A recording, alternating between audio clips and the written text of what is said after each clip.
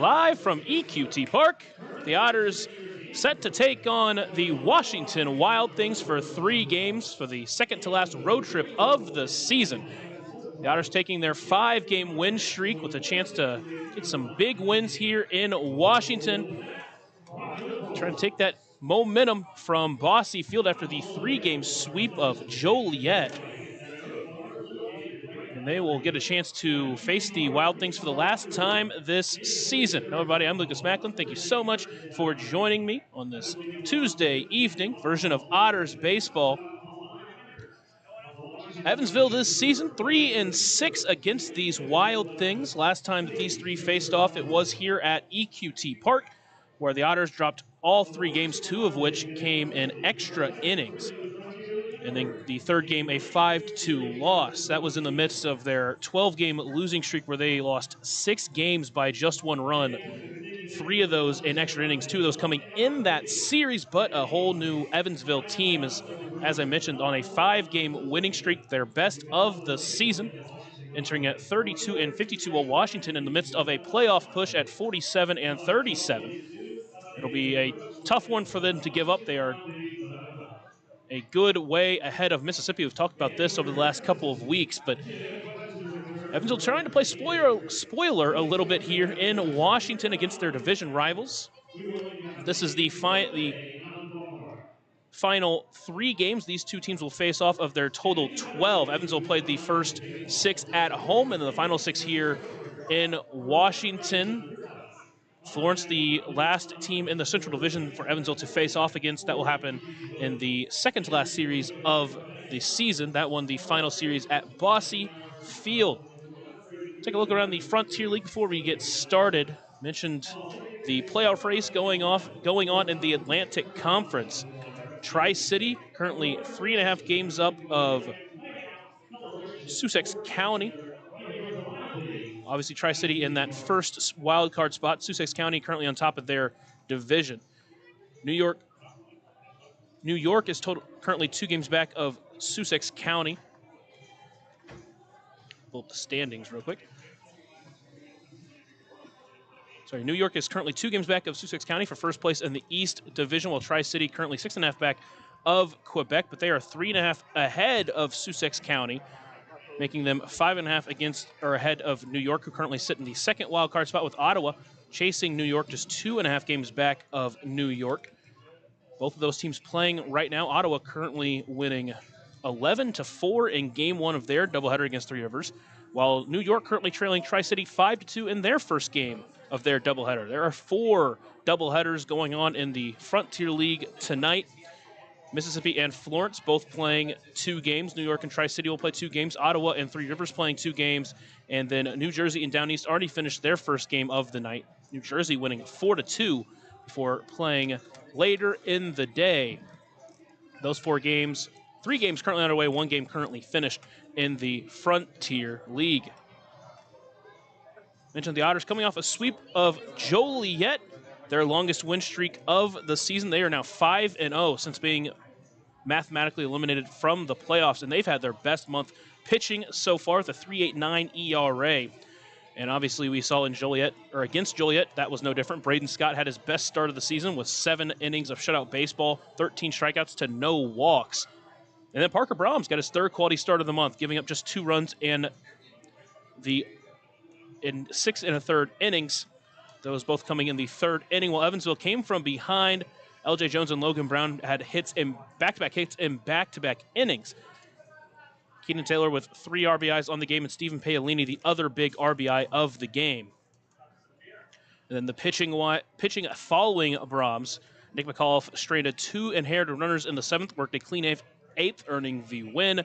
And then after Evansville took the lead, Garrett Crowley got his 2nd save of the season, striking out all 3 batters he faced, and he has now worked 3 straight 1-2-3 9th innings, of which he's pitched. Mentioned Evansville coming in at 32-52, with Washington currently 47-37. They are still 3 games back of Lake Erie. Both teams have been playing some of their best baseball, but Washington is coming off the 3-game sweep against Quebec. Obviously a tough place to play. We've experienced it. We'll take a short break here on the Otters Digital Network, and when we're back, talk about the starting lineups and the starting pitchers.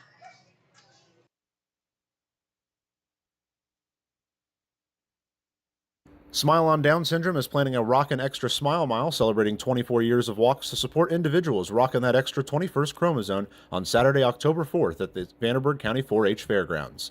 This event will rock your socks off with a vendor mall, food trucks, face painting, special guest appearances, a Rockin' Extra talent show, and more. To learn more about how to rock at the walk or how to become an event sponsor or even to make a donation, visit smileondownsyndrome.org or text 812-449-6049 for more information. This sponsored event is open to the entire tri-state community.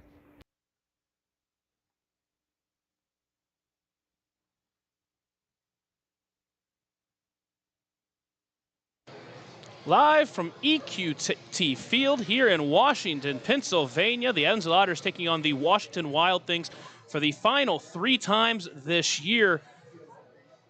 Obviously playing their division rivals 12 times each season. Evansville currently this year 3-6 against the Wild Things. They are 3-3 at home, but have not taken a game here at EQT Park. They lost all 3 games earlier, that in the month of July, 2 of which came in extra innings. So they've been close in all of these games, but unfortunately have not been able to come through in the late innings, but hopefully that will change here as this team has been excellent as of late. They're coming in on a 5-game winning streak, their best of the season. Try to take that momentum here against Washington, the team that is currently set to take one of the 2 wildcard spots in the Midwest Conference, but they're just 3 games out of Lake Erie. Evansville trying to play a little bit of spoiler here for Washington in the division, but it's going to be a tough matchup. Again, Washington coming in at 47-37, but they are fresh off a 3-game sweep against Quebec on the road. They just took their 6-game Canada trip like Evansville did earlier in the season. They took 2-3 against Three Rivers on the road before dropping all 3 against Quebec. Couple of tough losses late, while Evansville currently on a 5-game winning streak after their 3-game sweep of Joliet, where twice they had to come from behind, but both times answered the bell, including 2 runs in the 7th and 2 runs in the 8th of the finale on Sunday. Let's take a look at the starting lineups for both sides. First for the Washington Wild Things. Leading it off for them, the center fielder Ben Watson, followed by the shortstop Ethan Wilder. Batting third, the former Evansville Otter Pavin Parks. Batting fourth, Wagner Lagrange. Batting fifth at first base, Andrew Check. Batting sixth, DHing Tyreek Reed. Batting seventh in right field, Jeff LaCory. Batting eighth and at third base, Cole Fowler. And rounding out the lineup, the catcher, Charles Mack. Mentioned that Pavin Parks, obviously the former Evansville Otter, currently playing for Washington.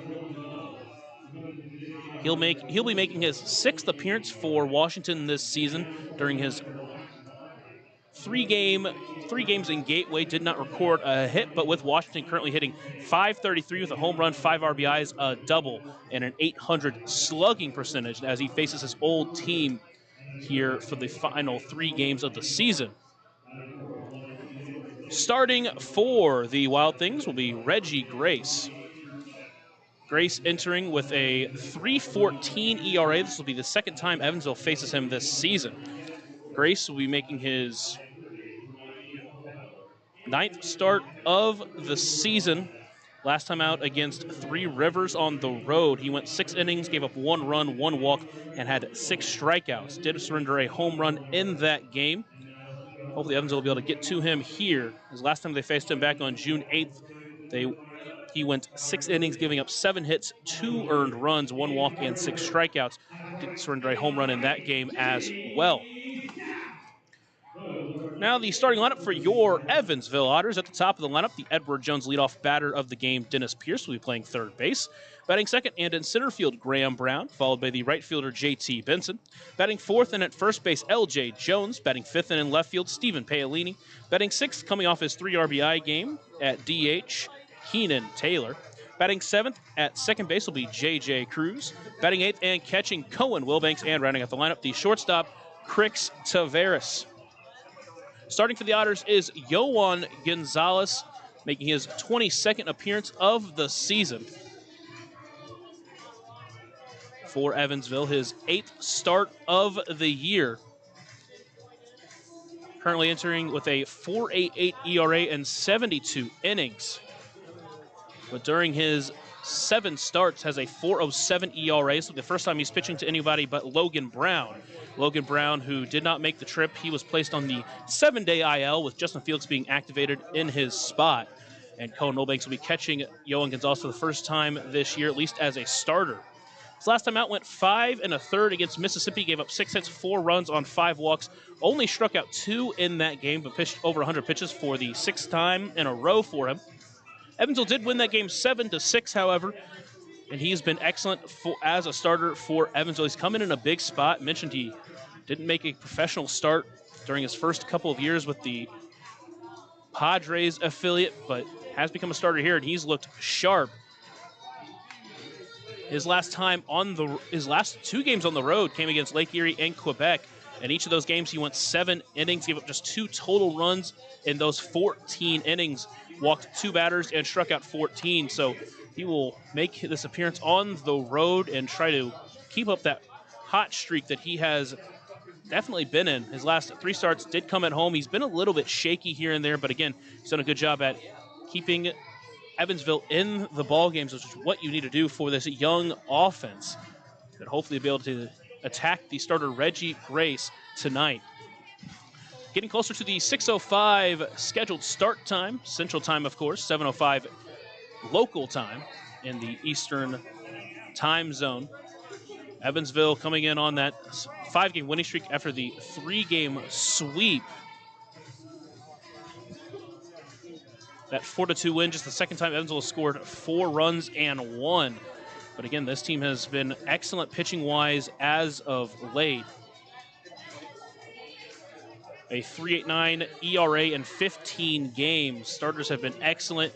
And obviously, you got to talk about Garrett Crowley. He's been excellent since being acquired from Quebec. He has been kind of the guy to rely on the back end of that bullpen.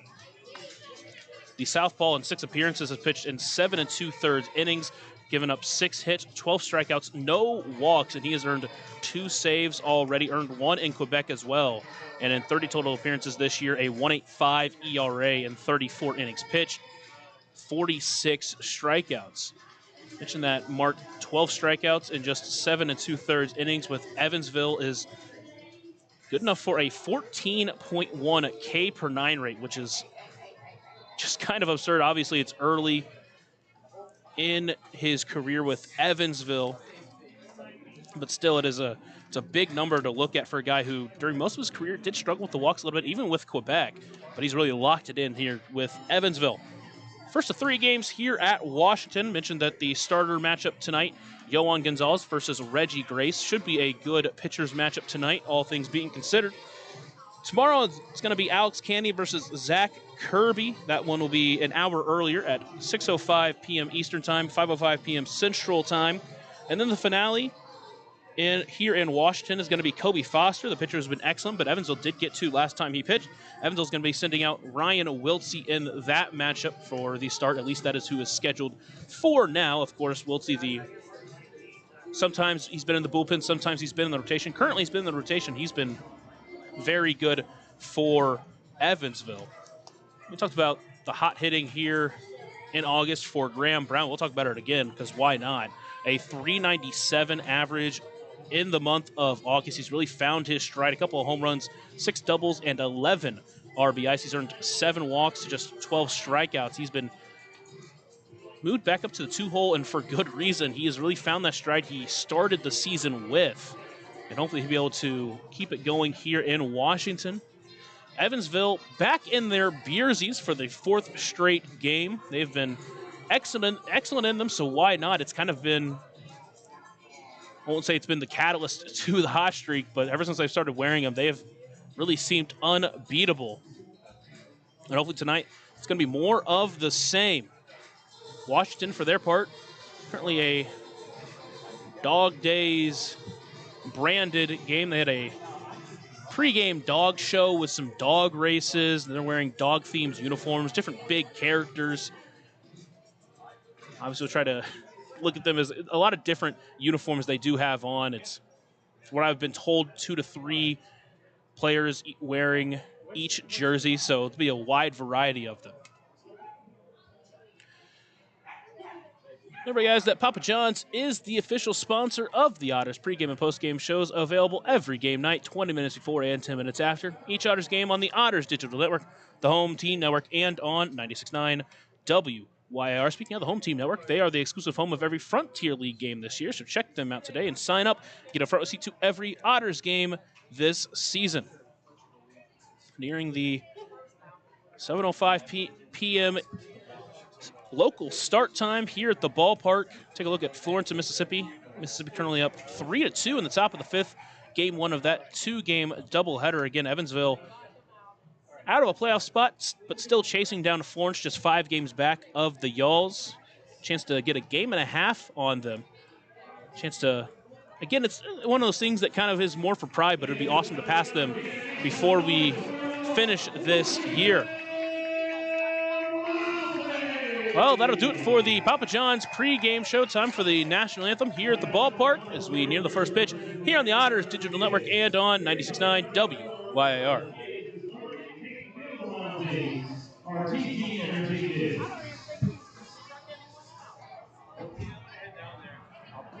Ladies and gentlemen, tonight we pause to remember one of our former employees.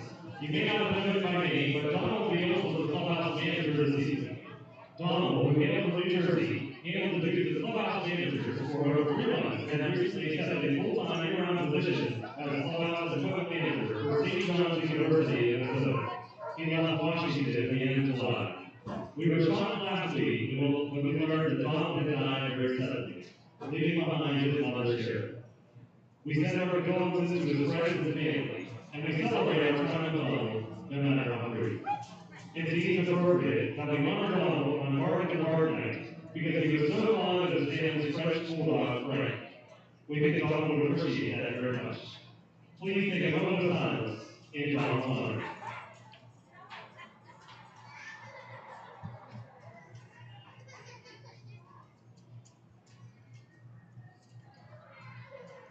Thank you. And at this time, please rise, remove your caps, and join in the singing of the national anthem. Tonight's national anthem is presented by Big Brothers Big Sisters of Pittsburgh, the region's premier entertainment agency. Performing tonight's national anthem is Casey Klein Harlan.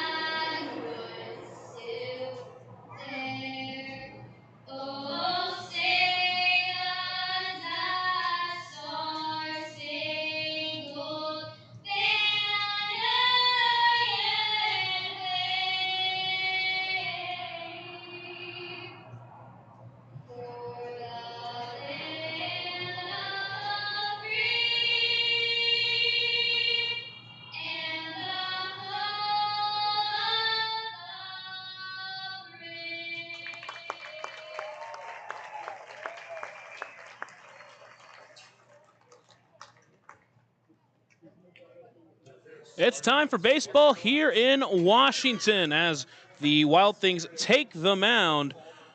Reggie Grace takes the mound. Behind the plate is Charles Mack. That pitcher and catcher battery is sponsored by the Answer Auto Repair East. Find your battery needs at the Answer Auto Repair East, located at 2319 North Green River Road, or call 812-475-9000. This Evansville offense I mentioned in the month of August has been playing some really good baseball over the last 7 days. A 283 batting average. At the top of the list is, of course, Logan Brown. That's going to be a bullet Evansville is going to have to bite, as he is not making this road trip on the 7-day IL. But followed closely behind with Graham Brown batting .391 with 3 doubles and 3 RBIs, batting in the 2-hole. And at the top of the lineup, the Edwards Jones leadoff batter of the game, Dennis Pierce, hit his 11th home run of the season over the weekend against Joliet. And he will try to get us started here quickly against the starter on the mound, Reggie Grace. Mentioned in the Papa John's pregame show that he is entering with a 3.14 ERA. His last time out against Three Rivers in a 3-1 win for, or I should say a win for Washington, moving to 3-1 on the season. In 6 innings pitched, or gave up 5 hits, allowed 1 run on 1 walk, and had 6 strikeouts. Evans will try to get to him early again. Only scored 2 runs in 6 innings last time these Otters faced him on the mound. And the Edward Jones leadoff batter of the game, Dennis Pierce, set to get us started as he steps into the right-handed batter's box.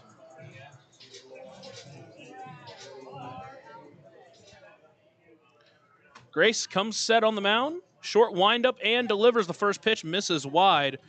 And that is how this game will get started at 6:07 p.m. Central Time back home. Here's the 1-0 pitch to Pierce. That one on the ground towards short. Wilder brings it in, throw to first in time, and that is how we get started underway at this ballpark with a ground out from Dennis Pierce, and there is 1 away for Graham Brown to follow.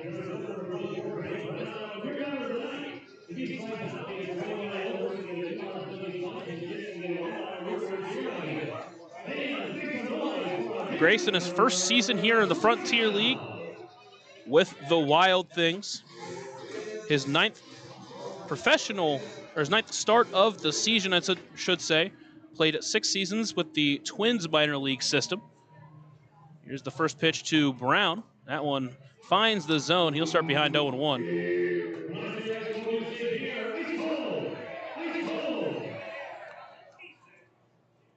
Here's the 0-1 pitch.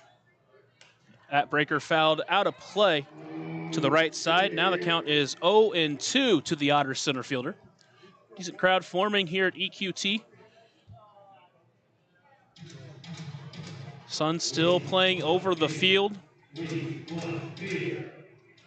Here is the 0-2 pitch. Breaker chopped foul as Brown stays alive. And Graham Brown with a .397 batting average so far in the month of August.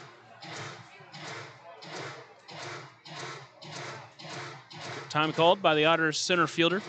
Team as a whole, an 8-7 record, 5-1 at home. They are 3-6 on the road. That does include a 3-game sweep at the hands of Florence to begin the month. Here's the 0-2 pitch. That one misses wide. Brown holds off, making it 1-2. First time since early June, this team only has 1 active Brown on the roster, with Logan Brown not with the team. 1-2 pitch. That one's fouled off. That one will get up and overhead. Overhead foul ball brought to you by Heads Construction. Choose the best. Never regret it. 325 down either line here at the ballpark. 405 up dead center, with the batter's eye playing a little bit taller than the rest of the wall around the park. 1-2 pitch breaker is fouled off to the left side. So Brown not going down easily here. Just out in front of that off-speed pitch. Left a little bit hanging there, but not able to keep it fair. Grace will step back on. Count still 1-2. Stands from a stretch position, but does a little bit of a short wind. It's not too much. Here's the 1-2 pitch. That breaker didn't get him chasing. Make it 2-2.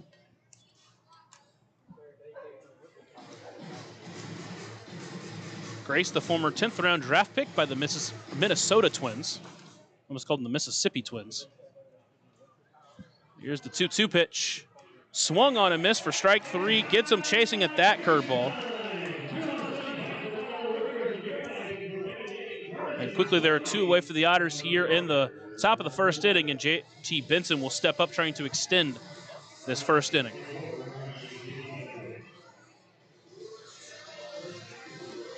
The Otters with 5 righties in their lineup tonight. 4 of the first 5 batters are righties. 3 of the last 4 are lefties. First pitch swinging. That one's a soft looper in the right field. That one's going to be caught by the diving right fielder, Jeff LaCory.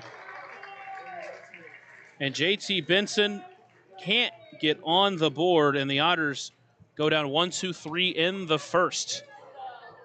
It'll be Yohan Gonzalez after a short break here on the Otters Digital Network and on 96.9 WYIR. Smile on Down Syndrome is planning a Rockin' Extra Smile Mile celebrating 24 years of walks to support individuals rocking that extra 21st chromosome on Saturday, October 4th at the Vanderburgh County 4-H Fairgrounds. This event will rock your socks off with a vendor mall, food trucks, face painting, special guest appearances, a Rockin' Extra talent show, and more. To learn more about how to rock at the walk or how to become an event sponsor or even to make a donation, visit smileondownsyndrome.org or text 812-449-6049 for more information. This sponsored event is open to the entire tri-state community. Maintaining our independence becomes more and more vital as we age. Swerka and More can help you navigate this important journey by answering your questions and connecting you to free and unbiased community resources and support services. If you are seeking advice for yourself or a loved one, let Swerka be your first call. More information available at swerka.org or by calling 812-464-7800.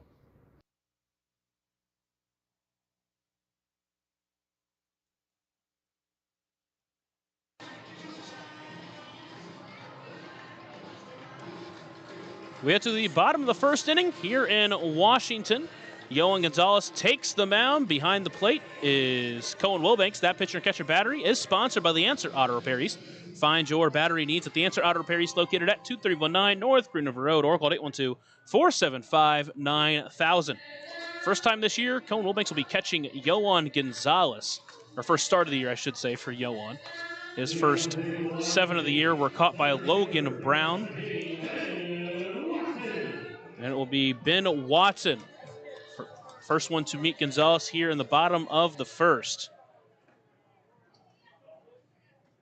First pitch to him, misses high and wide, and that's how Gonzalez gets his start underway. Struggled a little bit with the control in Mississippi, walked 5 batters and only struck out 2. 1-0 pitch. That one finds his zone at the knees, evens it up at 1-1. But again, he's been excellent for the most part. He's had a couple of those starts where he struggled a little bit more with control, but a lot of those starts he's been excellent as that pitch misses wide, make it 2-1. Hasn't had a blow-up game. He's definitely kept Evansville in each game he's played, and that's kind of highlighted by his last outing. Gave up 4 runs through 5 1/3. 2-1 pitch swinging for Watson, make it 2-2.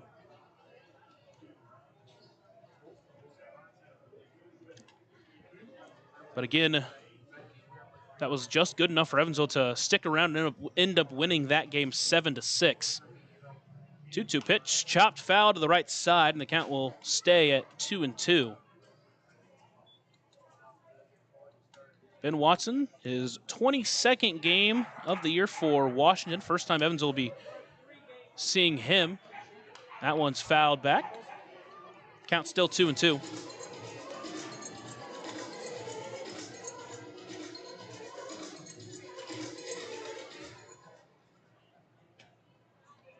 Here's the wind and the pitch for the 2-2 count. Fouled back again, and Watson stays alive at the top of the lineup. Watson played his final 2 seasons with Virginia Tech. His senior season at a .313 batting average, down from .419 his second to last season. That one's a soft liner towards short. A great jumping snag by the shortstop today, Crix Taveras. And there's one away. Well, speaking of the Otters defense, go from left to right on the infield. Dennis Pierce at third base. Crix Taveras, who's played an excellent shortstop. Second base, J.J. Cruz with L.J. Jones at first. Left to right in the outfield. Stephen Paolini in the left with Graham Brown at center. And J.T. Benson out and right. A very, very good defensive outfield that Evansville has. And here's the first pitch to Ethan Wilder as that one finds the zone Gonzalez gets out in front 0-1.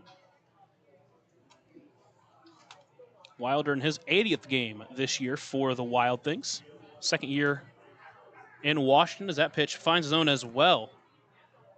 Gonzalez out in front 0-2. Use the off-speed pitch there.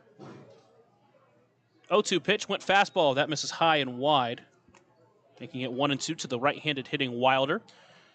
This season with a .280 batting average, a .378 OBP. Just 2 home runs. One of those came against Evansville. That pitch misses outside, make it 2-2.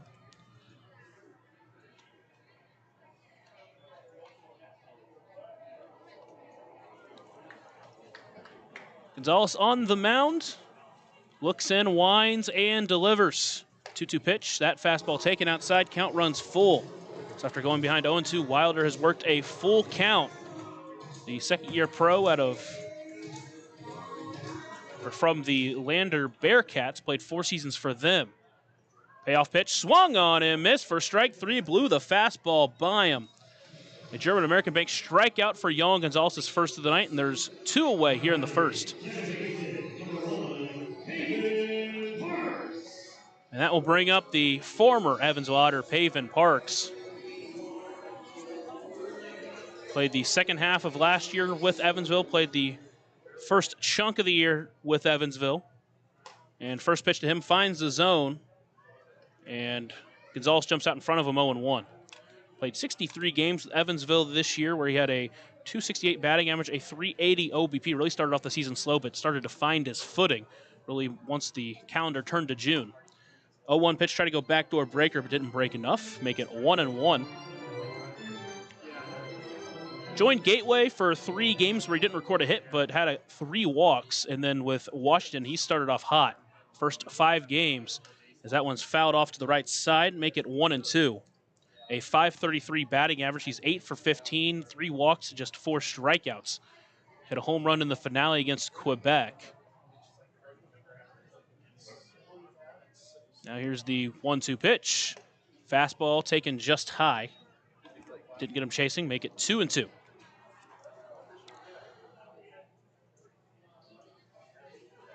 Here's the 2-2 pitch to the left-handed hitting Parks. Fastball taken just outside. Count runs full as back-to-back fastballs have just missed the plate. First one was a bit high, last one was a bit wide.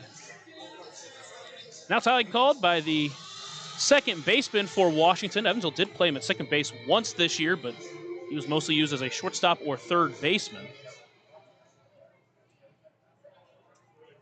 Here's the payoff pitch. Swung on and missed for strike 3, the second German-American Bank strikeout of the game for Yohan Gonzalez. And just like his counterpart, he goes 1-2-3 in the first. We head to the second, still knotted up at 0 here on the Otters Digital Network and on 96.9 WIIR. Join Smile on Down Syndrome for a rockin' extra experience at their 24th annual Smile Mile Walk on Saturday, October 4th from 9 to noon at the Vanderburgh County 4-H Fairgrounds. Register to walk or donate by visiting smileondownsyndrome.org and come ready to rock it out for an extra spectacular time. All ages and abilities welcome.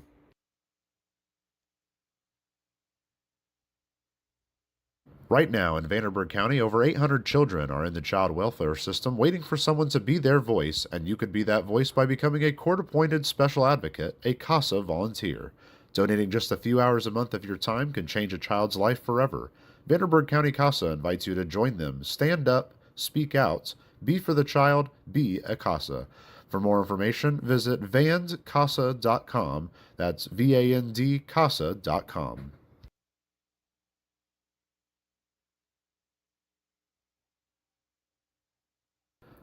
Ballet Indiana is made up of local ballet professionals, dedicated parents, and community members in order to provide unique and life-enriching experiences for hundreds of young dancers, while carrying out their mission to inspire a lifelong appreciation for dance for both our dancers and the Evansville community. More information on Ballet Indiana and information about their upcoming performances is available at balletindiana.org. We head to the second here in Washington. Evansville went 1-2-3 in the first. It'll be LJ Jones, the first to meet Grace here in the second. Evansville got off to some quick starts against Joliet, at least in the first 2 games offensively. Game 3 for them, obviously they didn't score until the 7th inning, but exploded late in that game, hopefully trying to jump out in front early against Washington. Here's the first pitch to the Otters' first baseman tonight, L.J. Jones, a breaker that misses outside, and he starts out in front 1-0.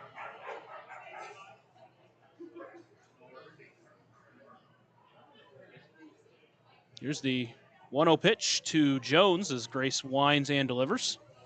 That one hit sharply foul, make it 1-1.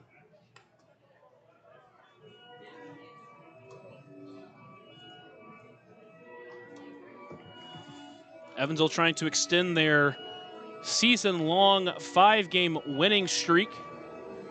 Washington trying to break out of a 4-game winning streak after being swept by Quebec on the road and losing the finale against Three Rivers before that. 1-1 pitch breaker. Misses just inside, couldn't get it through the front door. Make it 2-1 now. Jones batting in the 4-hole tonight. Mentioned all year he's been the most consistent Otter through the middle of the lineup. Here's the 2-1 pitch. That one misses low, make it 3-1.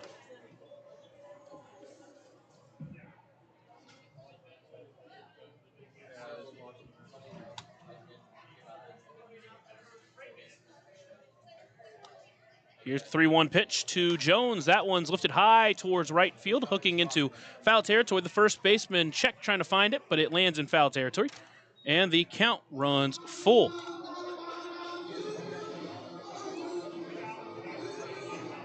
Jones in his 81st game for Evansville this year at just 26 years old. He stands as the oldest Otter in this lineup tonight. Jones staying loose out there. He's dancing a little bit to the music. He steps back into the right-handed batter's box with the count full. Here's the payoff pitch. That one's fouled directly back. He stays alive. Jones, the former 5th-round pick by the St. Louis Cardinals back in the 2020 draft. Made it as high as AA Springfield before playing with the Padres for a year and then joining Evansville this season. Here's the next payoff. That one misses low and wide, and a Deerhead Sidewalk Cafe and Bar will lead it off here for the Otters in the 2nd. It'll be followed by Stephen Paolini. Paolini making just his 6th start for Evansville this season, the former Columbus Clingstone.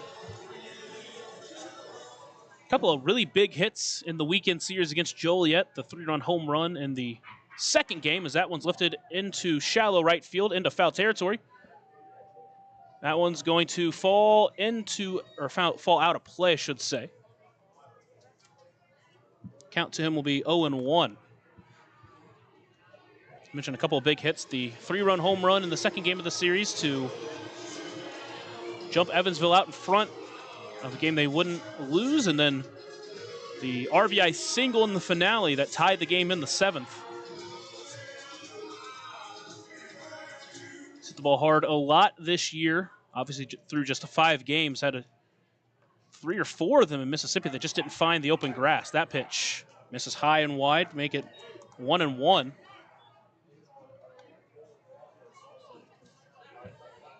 Both pitchers tonight maxing out around 90 miles per hour on their fastball. 1-1 breaker. Finds the zone middle. Make it 1-2.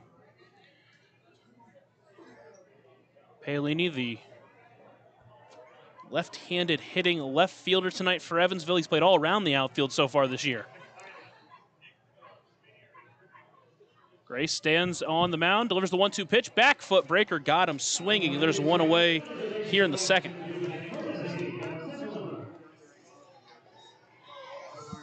Last pitch got him on the back door breaker. This one on the back foot. One away runner at first base will be Keenan Taylor. Taylor has brought in his monthly average up to 298. 2 doubles, a triple, 3 home runs. After a slow month of July, like most of the team, he's really bounced back here in August. First pitch to him misses outside and wide. We get 1-0 to the former Purdue Boilermaker.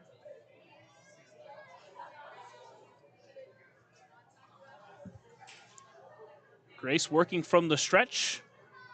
Comes set and delivers the 1-0 pitch. That breaker just catches the outside corner.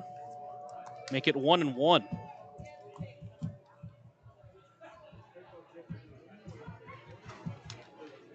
Mitchell Grayson, his 9th start of the season.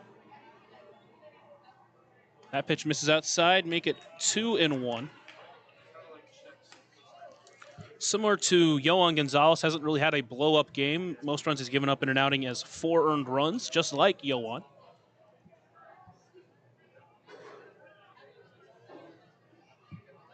Here's the 2-1 pitch. Check to swing, doesn't matter. Called strike 2. Home plate umpire made it look like it was strike 3, but it was only strike 2.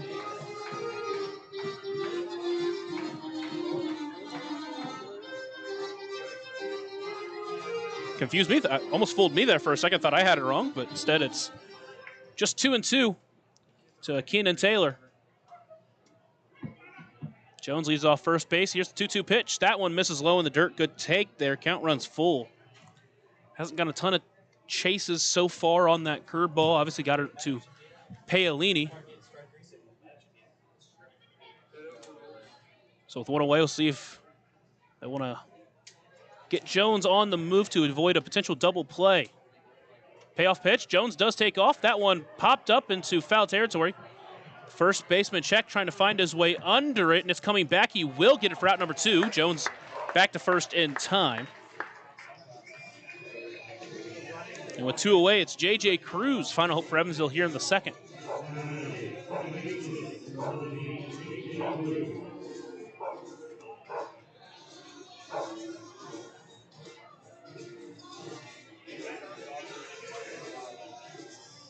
Cruz steps in, trying to extend this second inning. He enters with a team-leading 8 home runs on the road this season. Tied for the team-leading home runs with 11 as well.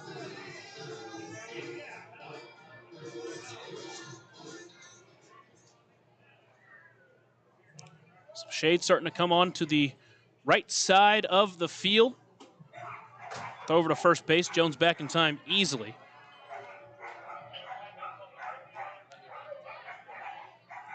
J.J. Cruz this season, a 3 home run game on the road, a 2 home run game on the road.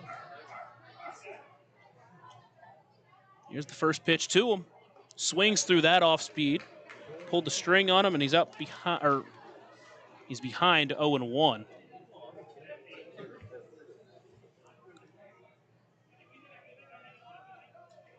See which direction he goes here with the 0-1 pitch to the Otters' second baseman. Another off speed on the ground towards first. Check will gobble it up and go to first base. And the Otters go down here in the second, get a base runner, but do nothing with it. We'll head to the bottom of the second here on the Otters Digital Network and on 96.9 WYIR. Smile on Down Syndrome has been providing a bright hope for tomorrow to the tri-state region for 25 years, providing smiles, support, and programs for individuals with Down syndrome while raising community awareness to create a brighter world that accepts and understands people with Down syndrome. Learn more now at smileondownsyndrome.org. Smile on Down Syndrome is planning a Rockin' Extra Smile Mile celebrating 24 years of walks to support individuals rocking that extra 21st chromosome on Saturday, October 4th at the Vanderburgh County 4-H Fairgrounds. This event will rock your socks off with a vendor mall, food trucks, face painting, special guest appearances, a Rockin' Extra talent show, and more. To learn more about how to rock at the walk or how to become an event sponsor or even to make a donation, visit smileondownsyndrome.org or text 812-449-6049 for more information. This sponsored event is open to the entire tri-state community.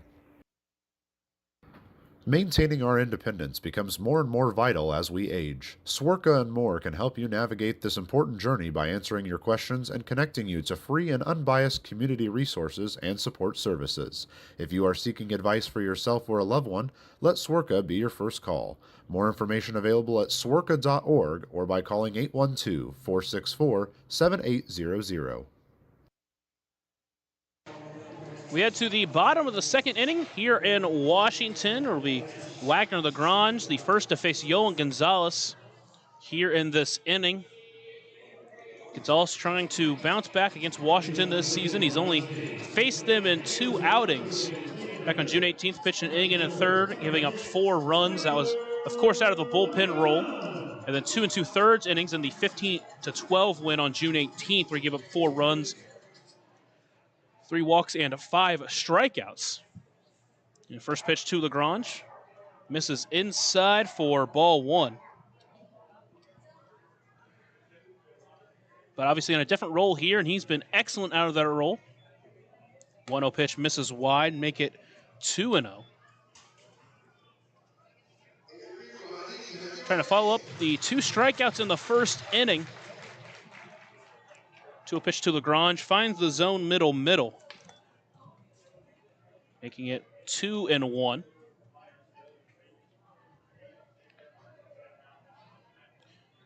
Two-on pitch swings through that one, does Lagrange. Now it's 2-2. He was way out in front of that off speed.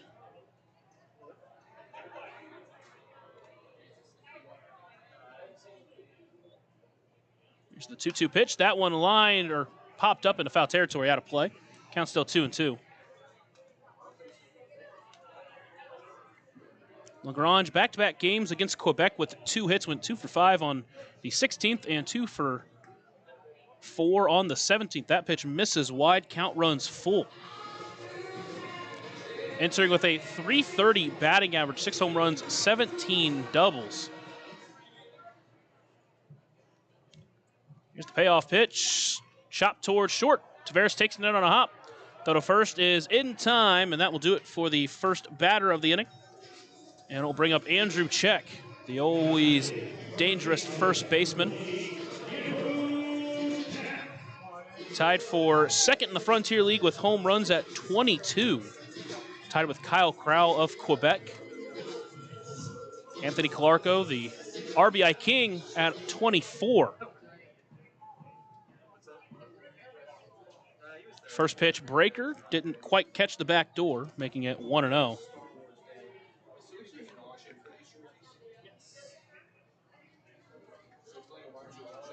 Here's the 1-0 pitch.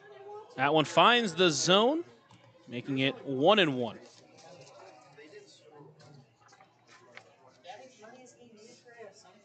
1-1 pitch fastball high and way wide.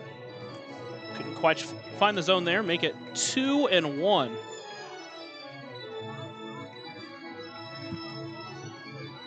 Andrew Soika, the familiar face, was signed by the St. Louis Cardinals organization. That 2-1 pitch fouled off, making it 2-2. Washington, though, has filled in those roles quite well. Again, they still find themselves very much within a playoff spot in the Midwest Conference. Here's the 2-2 pitch from Gonzalez. Fastball stays high and wide for the second time in this inning. Count runs full, 4 straight batter, where Gonzalez has had a count full. Payoff pitch, swung on and missed for strike 3. The third German American Bank strikeout for Yohan Gonzalez, and there's 2 away. So even though he's had 4 straight full counts, he struck out 3 of those batters and still hasn't given up a base runner. He'll face the DH Tyreek Reed.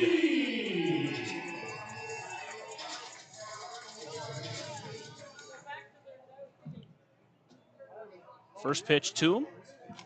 That one misses just inside. Couldn't quite get the call, make it 1-0. Reed stands in with a .230 batting average. 1-0 pitch, that one's soft looper into right center. That one's gonna be a diving attempt from JT Benson, couldn't quite get it. Reed rounding first, heading for second, and that will lead a 2-out base runner into scoring position for Young Gonzalez to try to work around.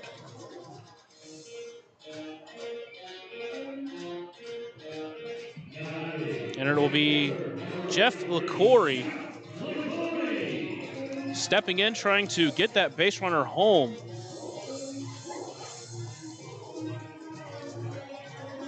LaCory stands in with a .273 batting average.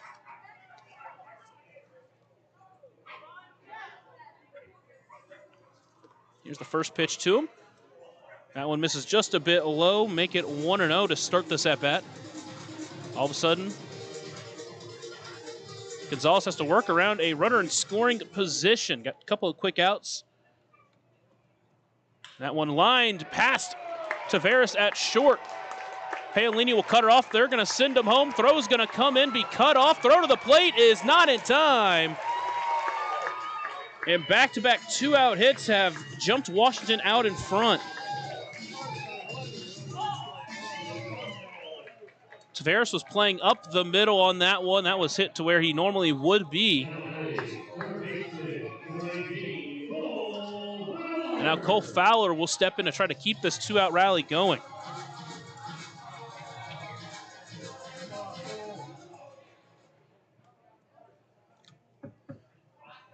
First pitch to Fowler. That one misses high and wide, so make it 1-0.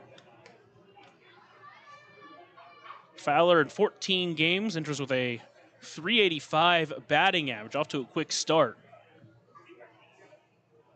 Here's the 1-0 pitch to him. That one fouled off to the right side, make it 1-1. Last game he played was back on August 10th against Gateway, where went 1 for 3, currently on a 3-game hitting streak.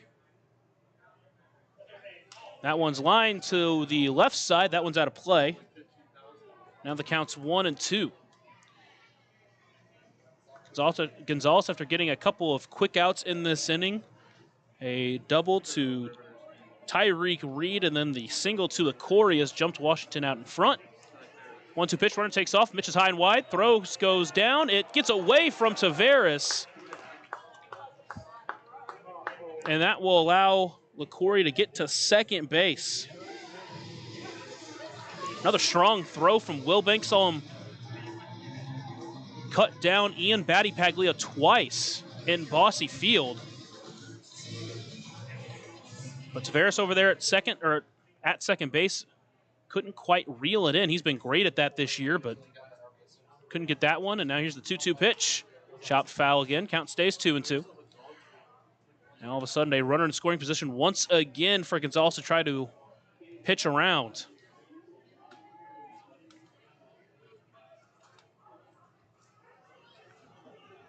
Count still 2-2 as Gonzalez comes set, looks back at second base, and delivers. That one just couldn't find the outside corner. Count runs full. The 5th full count Gonzalez has worked with in this game. Here's the payoff pitch. Shot back with the middle. Gonzalez able to snag it himself. He'll make the short toss to first, and that's going to do it for the second inning, but not before Washington puts up a run of their own. They lead 1-0 as we head to the third here on the Otters Digital Network and on 96.9 WYIR. Join Smile on Down Syndrome for a rockin' extra experience at their 24th annual Smile Mile Walk on Saturday, October 4th from 9 to noon at the Vanderburgh County 4-H Fairgrounds. Register to walk or donate by visiting smileondownsyndrome.org and come ready to rock it out for an extra spectacular time. All ages and abilities welcome. Right now in Vanderburgh County, over 800 children are in the child welfare system waiting for someone to be their voice, and you could be that voice by becoming a court-appointed special advocate, a CASA volunteer. Donating just a few hours a month of your time can change a child's life forever. Vanderburgh County CASA invites you to join them. Stand up, speak out, be for the child, be a CASA. For more information, visit vandcasa.com. That's VAND CASA.com. Smile on Down Syndrome is celebrating 25 years of serving smiles to the Tri-States Down Syndrome community. Not only do we offer programming and support services, we sponsor annual events that give people with Down syndrome opportunities to be stars of the show at our World Down Syndrome Day Ice Cream Social and Talent Show, Christmas dinner, and our Smile Mile, which is a day celebrating our Down syndrome community, their families that involve the entire tri-state community, and the highlight of the year when individuals with Down syndrome really shine like a star among smiling supporters. Learn more and find your way to get involved and show your support at smileondownsyndrome.org. Evansville now to play from behind after Washington put up a run in the bottom of the second. We're going to head to the third inning. It'll be Cohen Wilbanks to lead it off here in this inning. Wilbanks, who put hit his first career home run back in Mississippi of the finale in that game. Entering with a .333 batting average, a .479 OBP, in his 20th game of the season for Evansville. First pitch to him, swings through that one. Can't catch up to the fastball. He starts behind 0-1. Played 2 games against Joliet.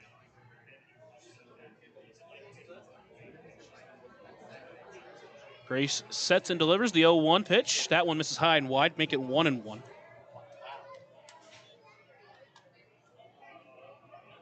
Ended an 8-game hitting streak in the series opener, but walked twice in that game. And then went 1 for 2 in the finale. That one finds the zone at the knees, make it 1-2. He also was hit by a pitch, so he reached 2 out of 3 times.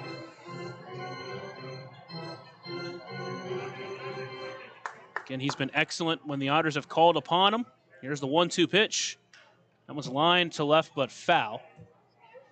Count still 1-2 as that one hits the top of the Evan Williams bar out and left.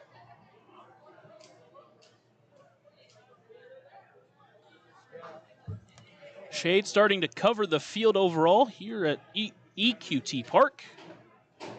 Here's the 1-2 pitch. Swung on and missed for strike 3. Well, after the fastball up and out of the zone. That will do it for the first out of the inning. It'll be followed by Crix Tavares.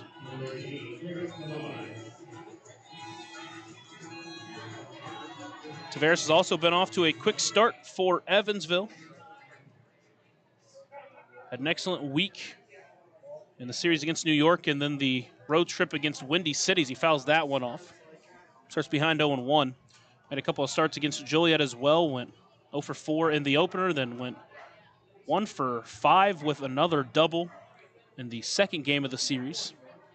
10 hits on the year, 5 of them have been doubles. Here's the 0-1 pitch. That one misses inside, good take, make it 1-1.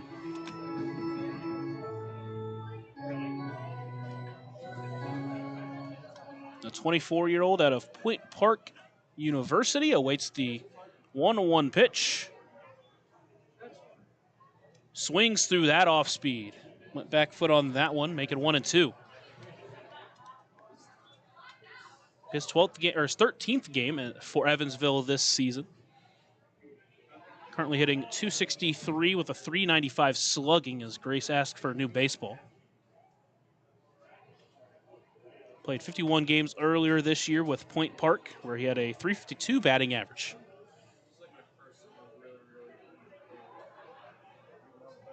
Here's the 1-2 pitch. That one misses inside. Another good take, make it 2-2.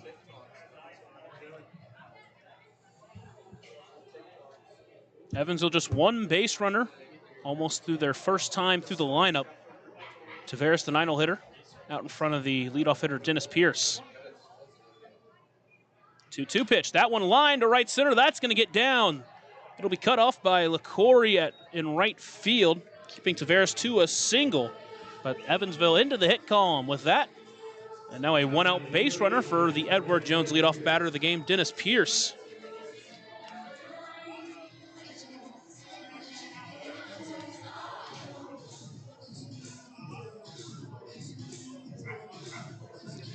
Pierce in his 52nd game as an Evansville Otter. Tied for the team lead with 11 home runs after hitting 19 early in the year with East Stroudsburg. First pitch swinging, pulled the string on him. He starts behind 0-1. Tavares over at first base got a big jump, but decided against stealing.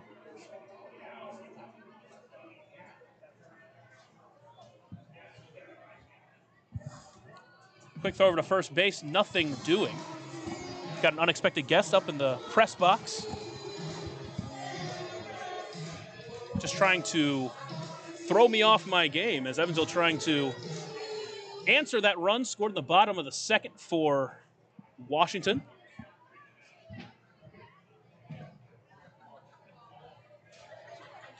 Here's the 0-1 pitch to Pierce. That one misses low and wide, make it 1-1. Pierce at the top of the lineup. He's been there for most of the season since he's joined Evansville. Entering with a 379 OBP. That 1-1 pitch, that one's fouled directly back up and overhead. Overhead foul ball brought to you by Heads Construction. Choose the best, never regret it. Count is 1-2. Pierce, the team leader in slugging and also the team leader in OPS, 902 OPS.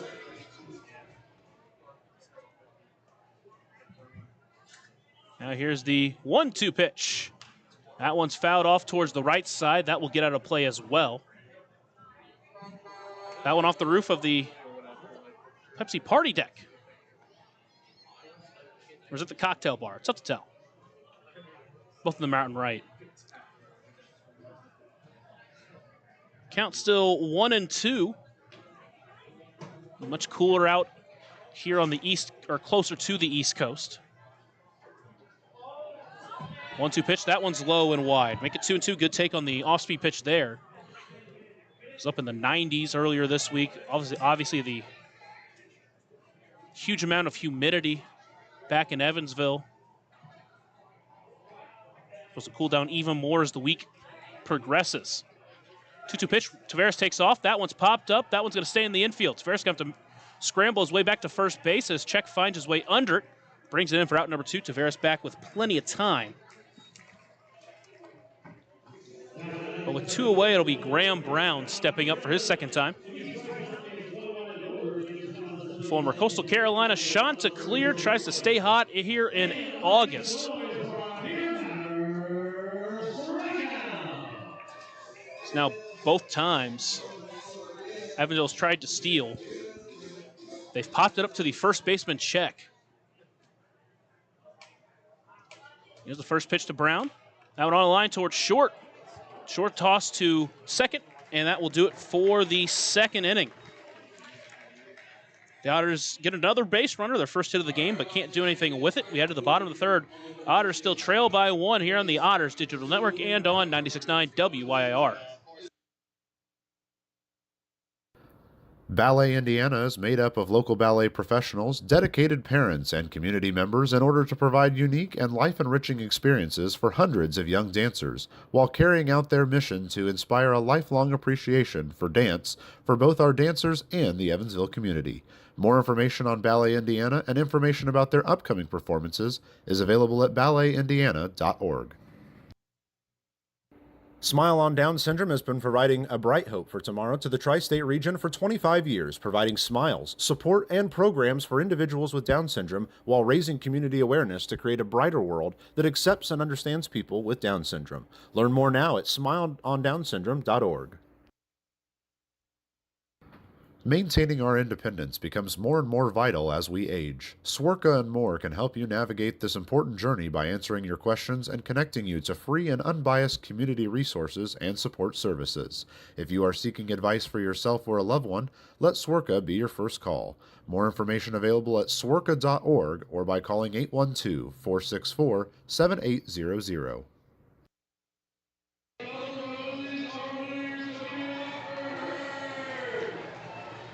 As Gonzalez finishes up his warm-ups before the bottom of the third inning, he has thrown 44 pitches so far through the first 2 innings. Again, most of that just coming off the vast amount of full counts that he's gone through. Already faced 5 full counts at a 2-2 count against the leadoff hitter Ben Watson. They have made him work so far early. They lead 1-0 here in Washington. And now it's Charles Mack, the 9-hole hitter, the catcher. First one to meet him on the ground. Cruz can't make the diving stop over at second, and it will be a leadoff base hit for Washington here in the third. So after getting the first 5 batters out, he's given up 3 hits over, or 2 hits over his last, 3 hits over his last 4 batters. Had the initial math right. And now it'll be back to the leadoff hitter, Ben Watson, who steps in 0 for 1 with a line out to short.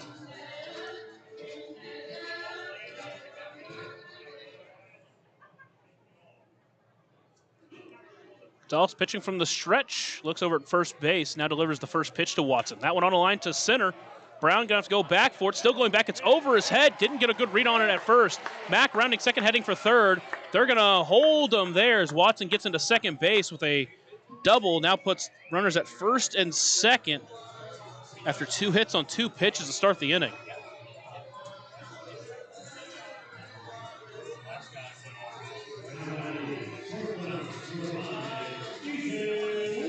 And now it's going to be Ethan Wilder stepping in a big spot here early.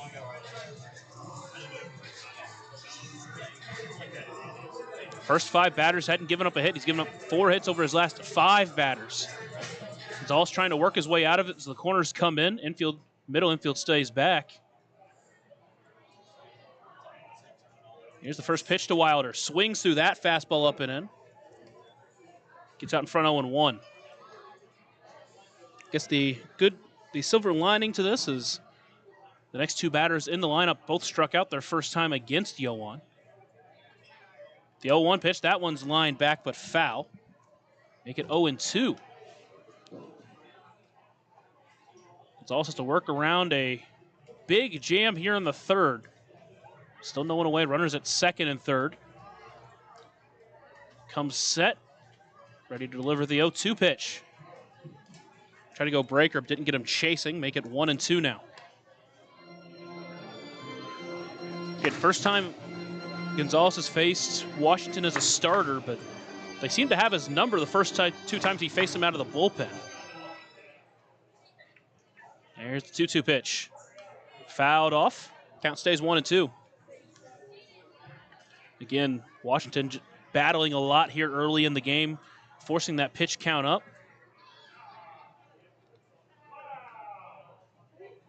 Wilder, who steps in with a .280 batting average, at least entering the ball game.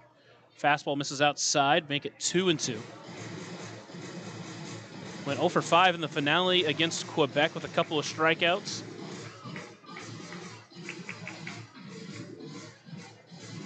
Does have hits in 7 of his last 9 ball games. Here's the 2-2 pitch. Shot back up the middle. Gonzalez able to snag it, keep the runner at third base. He'll toss it to first, and a big out number 1 for Yoan Gonzalez on the mound. With 1 away, he'll face Haven Parks. Mentioned he's playing second base for Washington here.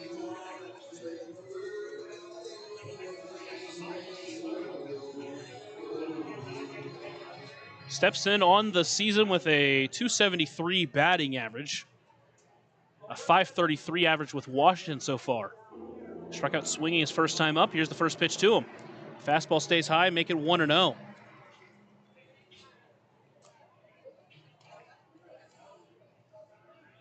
Made his season debut in Canada against Three Rivers for Washington. Going 3 for 4 in that game with a couple of RBIs. 1-0 pitch, that one misses wide, make it 2-0. It was a 17-1 victory before they ended up losing the finale 0-1. Comes in on a 3-game hitting streak, back-to-back games with 2 hits in Quebec. 2-0 pitch swinging at the off-speed, comes up empty, making it 2-1. Saul Pavin this year, he's good at drawing walks. He's obviously a great hitter at the plate, but he does strike out a good amount of time. Struck out his first time against Yoan. Would love to dial up one of those here. 2-1 pitch, that one's popped up in the infield. LJ Jones comes in, so does Dennis Pierce. Both of them coming together. Pierce able to snag it for out number 2. hold your breath moment there, but you'll take it either way. And all of a sudden, there are 2 away here in the inning. Still no one has scored. And it'll be Wagner Lagrange coming up trying to pick up his teammates.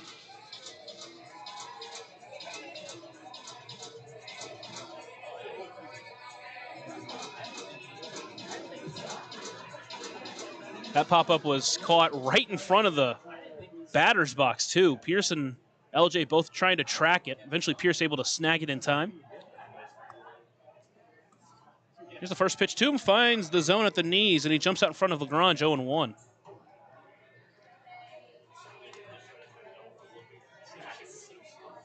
Lagrange in his 70th game of the season for Washington. That one on the line. Tavares able to take it in a hop throw to first is going to be in time, and Yohan Gonzalez able to work around in an incredible fashion. 2 runners on in scoring position, no one out. And he keeps this game where it's at. Evansville trails 1-0 as we head to the 4th here on the Otters Digital Network and on 96.9 WYIR.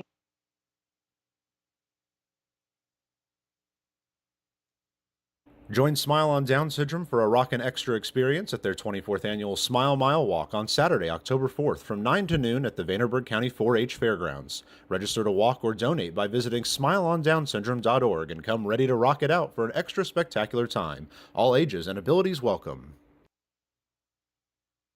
Right now in Vanderburgh County, over 800 children are in the child welfare system waiting for someone to be their voice, and you could be that voice by becoming a court-appointed special advocate, a CASA volunteer. Donating just a few hours a month of your time can change a child's life forever. Vanderburgh County CASA invites you to join them. Stand up, speak out, be for the child, be a CASA. For more information, visit vandcasa.com. That's VAND-CASA.com.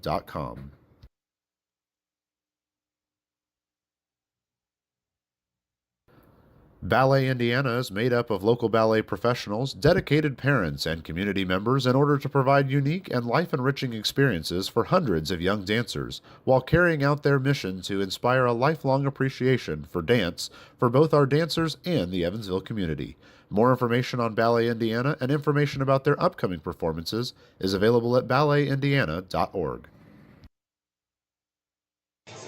Through the first 3 frames here in Washington, Evansville trails 1-0. But Yohan Gonzalez, after giving up a leadoff single and double, able to strand both those runners where they were at. Hopefully able to give a huge momentum boost to Evansville here in the 4th as JT Benson is set to lead it off here at the ballpark. Here's the first pitch to the Otters right fielder. Front door breaker, almost hit him, but does get out of the way, make it 1-0. Back in the 2nd inning where Washington scored their run on the 2-out hit from Tyreek Reed, he was almost able to make the incredible diving catch, but just fell out of his glove as that pitch misses high and make it 2-0.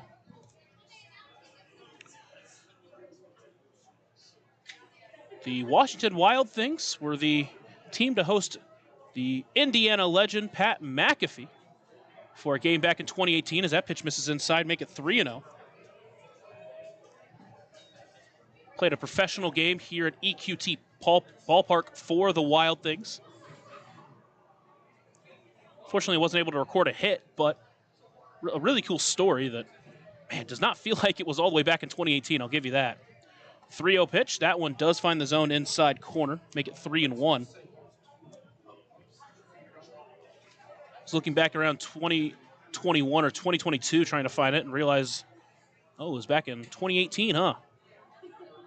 3-1 pitch, that one on the ground towards third, but it's going to go just foul, and the count will run full. So after getting out in front 3-0, count has gotten itself back to full for Benson at the plate. Trying to get Evansville started the right way here in the 4th. Trying to fight from behind 1-0. Here's the payoff pitch. On a line into right center. It's going to get over the head of Pavin Parks. And for the 2nd straight inning, a leadoff hit will get Evansville started in the right direction. Look around the Frontier League. Florence and Mississippi still playing, but Florence up 12-3. They've turned that game around quickly. First game of the doubleheader. It's into the bottom of the 7th inning. I should say that's actually should just be the end of it, I suppose. The other 3 doubleheaders have also finished, with Tri-City, in fact, beating New York 5-2.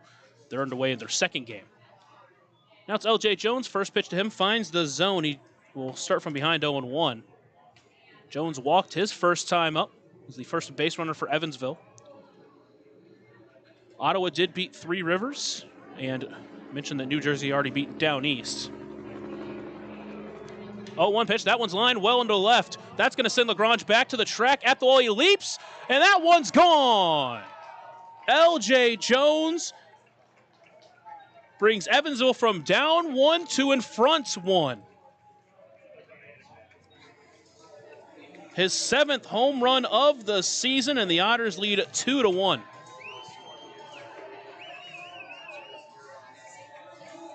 Jones took a hanging breaker that was not a terrible pitch, left at the bottom of the zone, but he turned on it, sent it 353 feet out to left.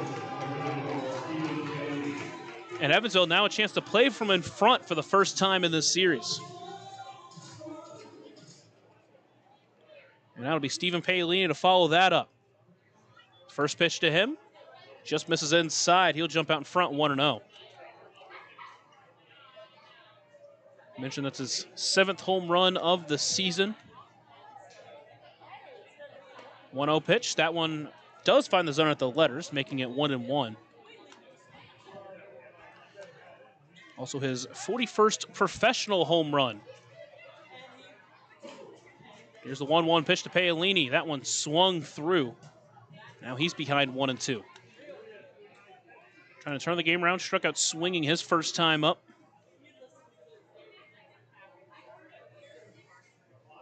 1-2 pitch. That one misses low and tight. Make it 2-2. Just looks like he lost that one.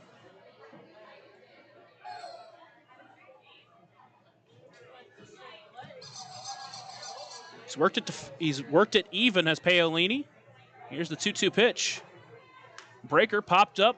It's going to stay in the infield. In on it is Wilder. He's going to call everybody off, and he's going to be able to bring it in for out number 1.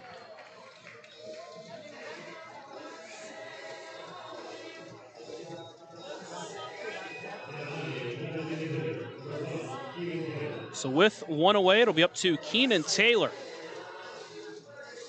Taylor DHing tonight in the first game of this series.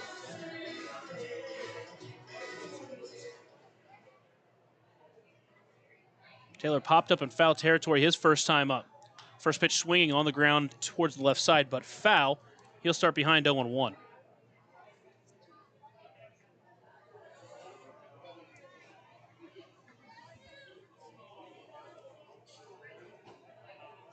Mentioned that Jones has been the most consistent hitter in the middle of the lineup for Evansville this year. Just hasn't really found a ton of home run pop this year, but he's hit the ball hard a ton. That one able to find its way over the left field fence. Here's the 0-1 pitch to Taylor. On the ground towards third. That one's going to go foul as well. And all of a sudden he's behind 0-2.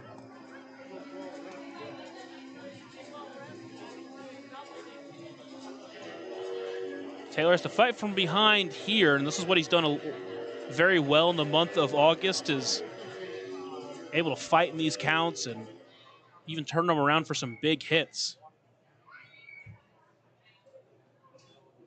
0-2 pitch, takes that one low and outside. Good take there. Make it 1-2 now.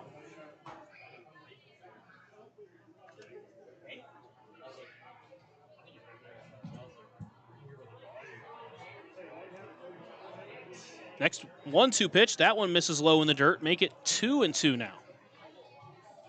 So Taylor, after going behind 0-2, is able to hold off on those last 2 pitches. Now Taylor calls time.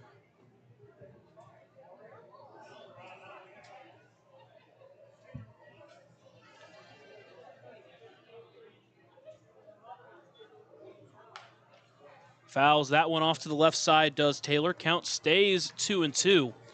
So a good battle here following the L.J. Jones home run, and then the pop-up from Paolini. Trying to keep Grace working out there again for Evansville. This will be a big spot to try to keep adding on. Obviously, you have a one-run lead, but you'd love to add some more. 2-2 pitch is fouled off of Taylor's leg. Count stays 2-2.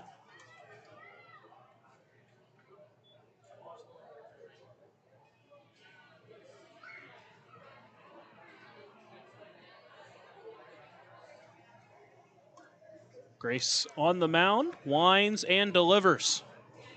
2-2 pitch is popped up to the right side. Check trying to find his way under, as that one's getting into foul territory, but it's going to fall harmlessly in foul territory, and count will stay once again 2-2.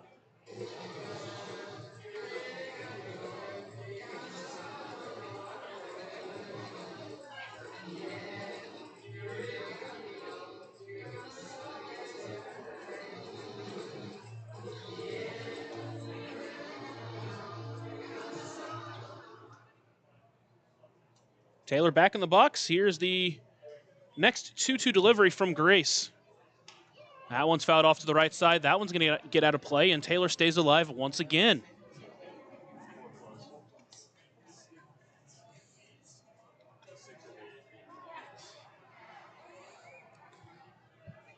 Here comes the 9th pitch from Grace against Taylor.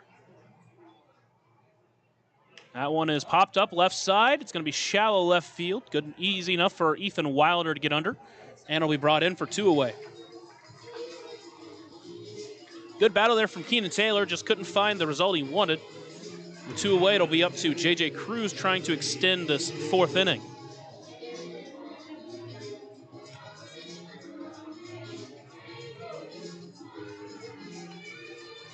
Mentioned that. This says Mississippi and Florence are into the 8th inning, but that can't be right. Yeah, first pitch to J.J. Cruz finds the zone. He'll start behind 0-1. Maybe they aren't playing the doubleheader today. I'm not sure how that's going on. Oh, we'll figure it out later. Here's the 0-1 pitch to Cruz. That one's fouled off to the right side. Make it 0-2.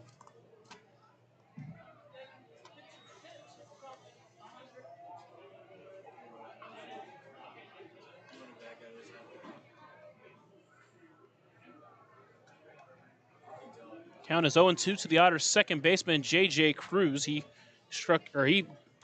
grounded out, to first base his last time up. 0-2 pitch, that one's popped up left side into foul territory. It'll be the third baseman, Fowler, trying to find his way under it. And it's Wilder who tries to take charge, but he can't quite grip it. And it falls and gives J.J. Cruz an extra life. Wilder had to run a long way for that one, but it falls. Cruz will step in. Count still 0-2. Only 2 scheduled games still yet to take off in the Frontier League. Mississippi and Florence and Ottawa and Three Rivers both in their doubleheader, or the second game of their doubleheaders.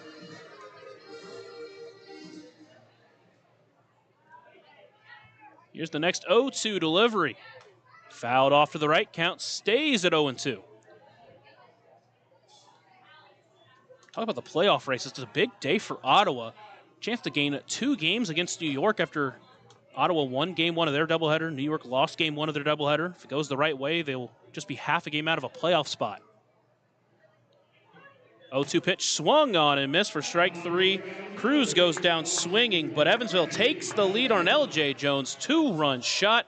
And we will head to the bottom of the 4th inning. Otters lead 2-1 after a short break on the Otters Digital Network and on 96.9 WYIR.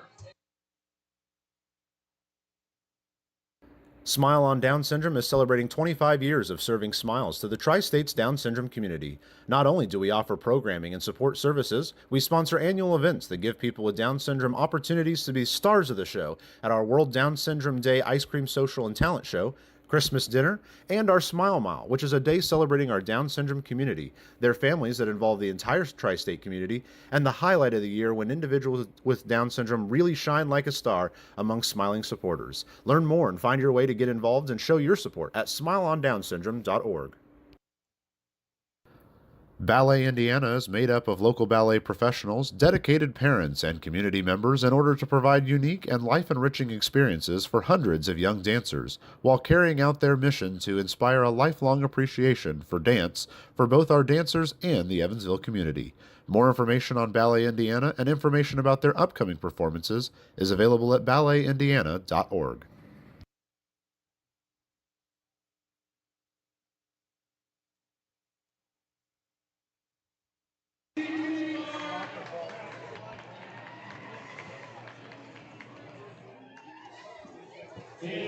Into the bottom of the fourth we go. Yohan Gonzalez now out there with his first lead of the night. He will face Andrew Check to lead it off here in the fourth inning. It's a dangerous hitter to lead it off. Again, 22 home runs in the Frontier League. It's good enough for tied for second. Only behind the slugger Anthony Calarco. Check his first time up, struck out swinging. He was followed by a Tyreek Reed double and a Jeff LaCory single to put Washington on the board. The first pitch from Gonzalez. Tried to go the back door, but missed it, and that will be 1-0.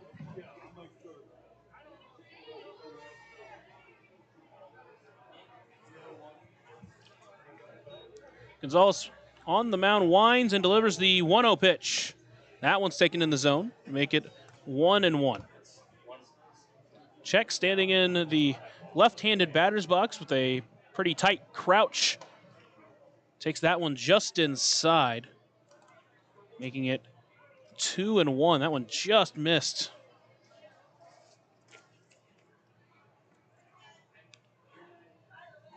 Here's the 2-1 delivery. That one on a line towards first, but foul. And the count leaving up at 2-2. Behind the plate tonight, Jonathan Biarretta. At first base, Michael Leary. At third base, Jimmy Sapp.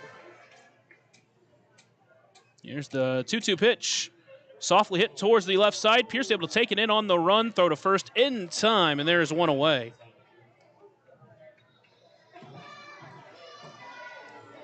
Check there, almost able to find the hole on the left side, just poked it out there where he wanted, but a great running play by Pearson with one away. It's Tyreek Reed.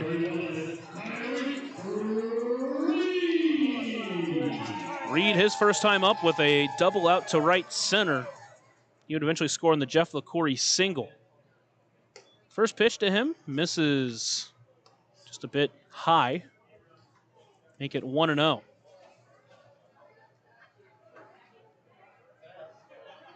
Here's the 1-0 pitch. That one popped up to the right side. Hit pretty well as Vincent has to move towards his left, and he's able to bring it in on the run for out number 2. Just jammed a little bit was Reed on that one, and with 2 away, it's Jeff LaCory.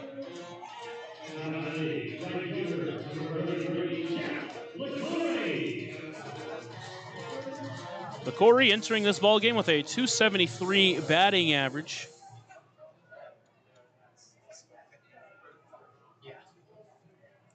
That first pitch, backdoor breaker, finds the zone. He jumps out in front, 0-1.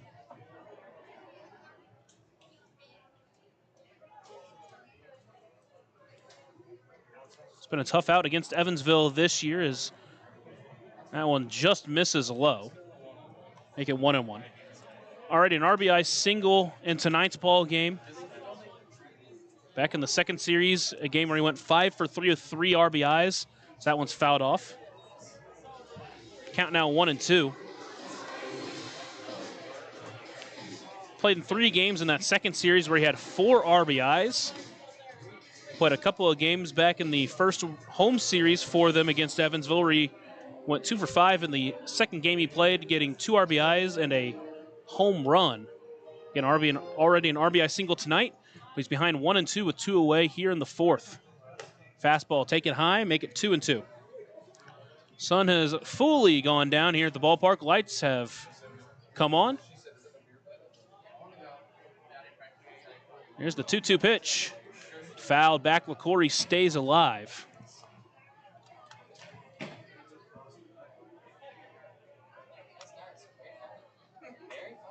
LaCory with 9 home runs on the season. 2 of them came in the series sweep against Gateway. That one hit pretty well to center. Graham Brown moving over towards the wall, but he's able to get under it and bring it in for out number 3. So Gonzalez goes 1, 2, 3 in the 4th. Otters take their 2-1 lead into the 5th here on the Otters Digital Network and on 96.9 WYIR. Smile on Down Syndrome has been providing a bright hope for tomorrow to the tri-state region for 25 years, providing smiles, support, and programs for individuals with Down syndrome while raising community awareness to create a brighter world that accepts and understands people with Down syndrome. Learn more now at smileondownsyndrome.org.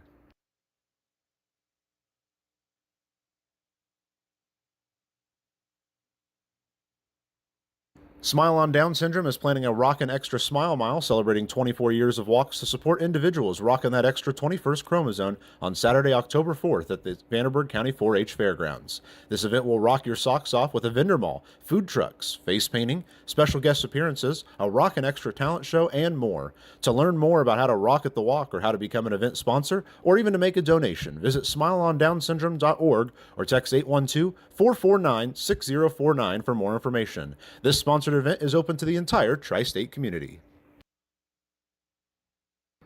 Maintaining our independence becomes more and more vital as we age. Swerka and more can help you navigate this important journey by answering your questions and connecting you to free and unbiased community resources and support services. If you are seeking advice for yourself or a loved one, let Swerka be your first call. More information available at swerka.org or by calling 812-464-7800.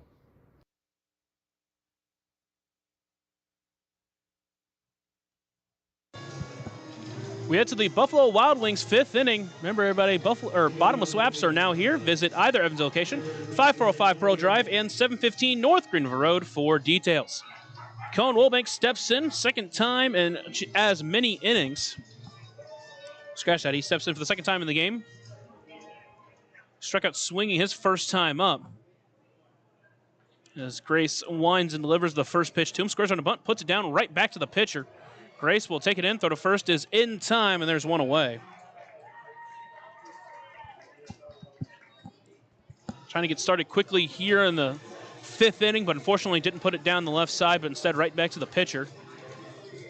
And with one away, it'll be the 9-hole hitter, Crix Taveras. Taveras singled his first time up.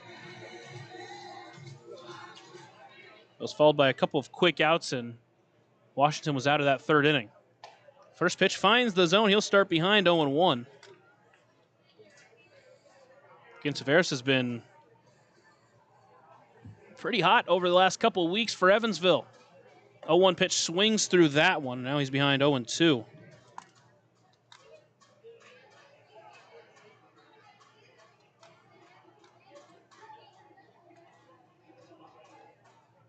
Here's the 0-2 delivery to Taveras. That one swung on and missed for strike 3, and there are 2 away. Went back foot breaker. Taveras couldn't hold on it, and with 2 away, it will be back to the top of the lineup. The Edward Jones leadoff batter of the game, Dennis Pierce.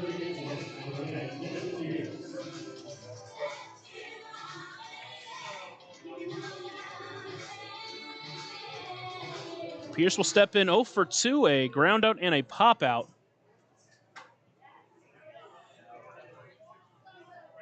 Oh, first pitch to him, and it runs inside. Couldn't quite get the break he wanted, and a 2-out base runner for Evansville as that hits Dennis Pierce.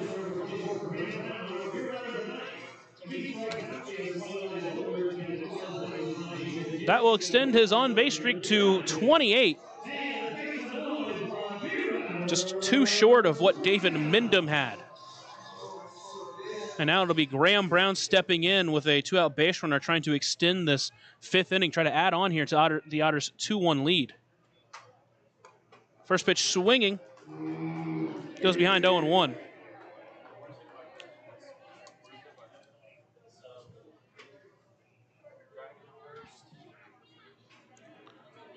Grace comes set from the stretch.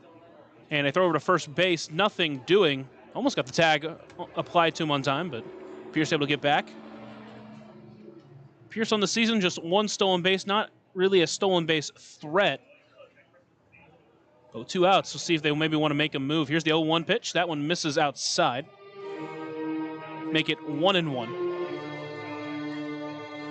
So the Mississippi-Florence game is a resumption from a game earlier this season, which is why they're playing into the 9th inning. But again, Florence up 12-3.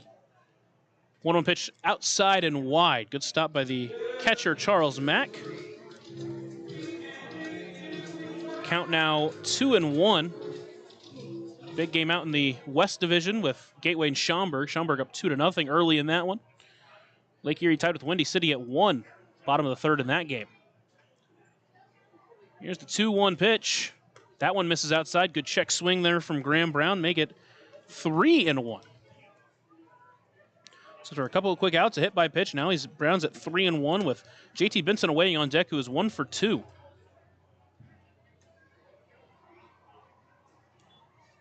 That one on a line towards left, but foul. So now the count is full. That one off the bat at, well, it says 83 miles per hour. It felt a lot faster than that. Count's full. Runner at first will get a head start. Here's the payoff pitch. Breaker stays just high for ball 4. A great take from Graham Brown there, and now there are runners at first and second with 2 away after the Deerhead Sidewalk Cafe and Bar. That'll be JT Benson up with a chance to add here.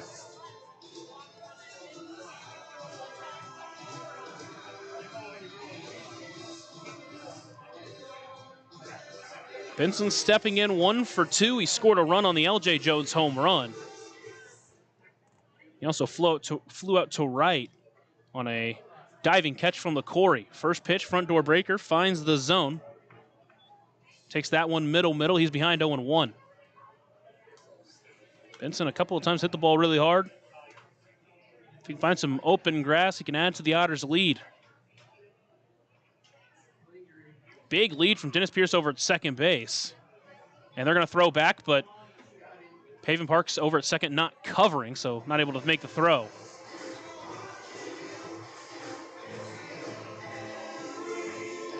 Count still 0-1 to the Otters' right fielder. Pierce leading off second, Graham Brown leading off first. Both were free passes. Here's the 0-1 pitch, front door breaker, finds the zone, back-to-back off speeds to JT Benson to start this at bat, and the count's 0-2.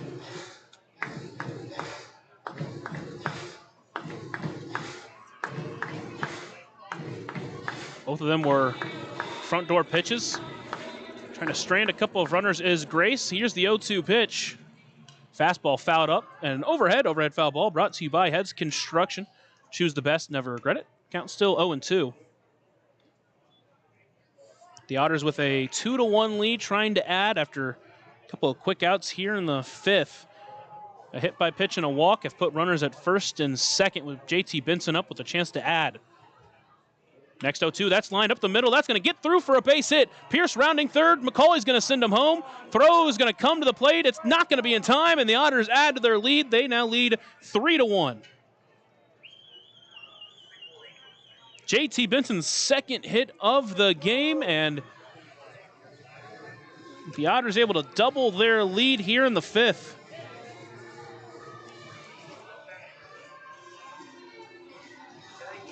And now it's LJ Jones stepping up 1 for 1 on the game with runners at first and second after his 2-run shot back in the last inning.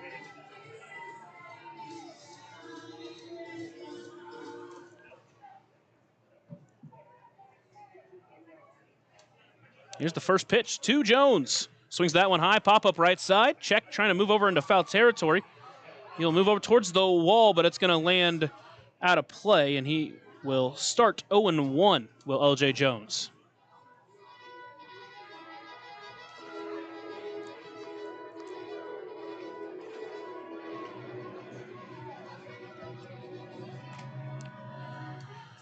We've seen just how quickly an inning can turn around for a pitcher. We saw it with Yolan Gonzalez after getting a couple of quick outs in the second inning.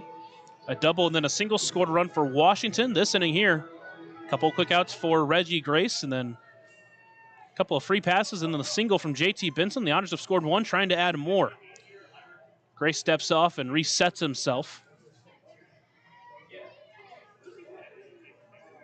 Jones took a breaker at the bottom of the zone into left field. His last time up, here's the 0-1 pitch. That one's popped up. Pavin Parks doesn't see it, but it's into the outfield.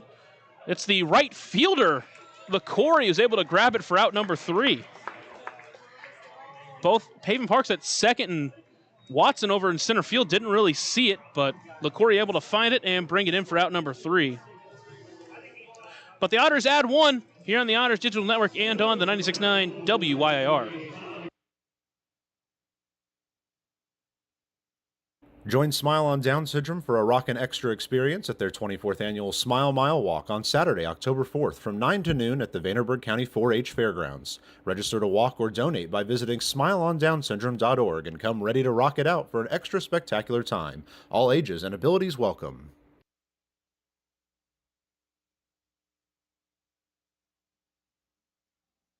Right now in Vanderburgh County, over 800 children are in the child welfare system waiting for someone to be their voice, and you could be that voice by becoming a court-appointed special advocate, a CASA volunteer.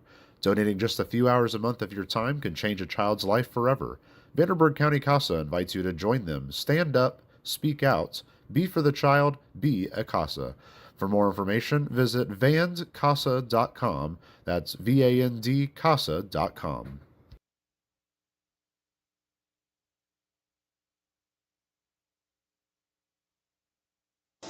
We head into the bottom of the 5th inning here in Washington. Evansville now leads 3-1. It'll be Cole Fowler to lead it off here in the 5th for Washington. Evansville used a 2-out rally in that last inning to put up another run. First, a hit by pitch to Dennis Pierce, a walk to Graham Brown, and then JT Benson singled. Did strand a couple of runners out there, a chance to add, but still have a 3-1 lead as they will face the bottom of the lineup here in the 5th with Yohan Gonzalez.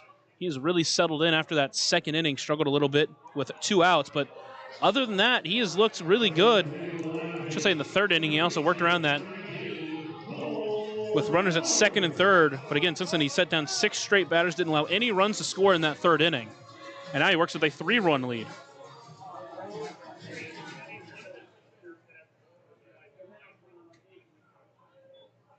First pitch to Fowler is going to find its way into left field and get down for a base hit.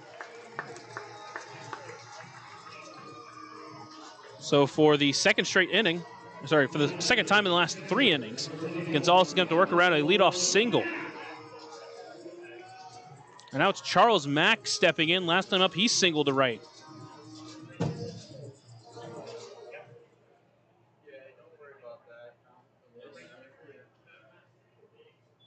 Here's the first pitch to him. That one misses. And Gonzalez going to start from behind 1-0.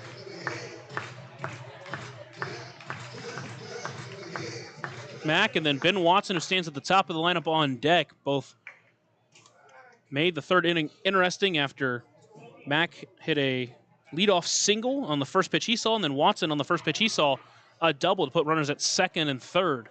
Gonzalez after that, though, able to set down the next 3 batters and keep anyone from scoring. Here's the 1-0 pitch to the catcher. He scores on a bunt, puts it down the left side. Gonzalez going to take it himself, go to first. Strong throw in time for out number 1, but the runner does advance into scoring position.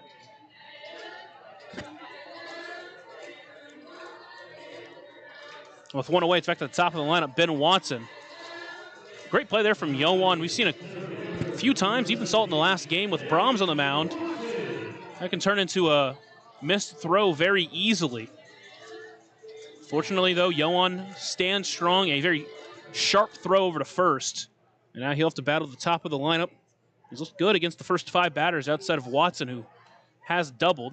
He turns around, looks back at the runner at second base, Cole Fowler.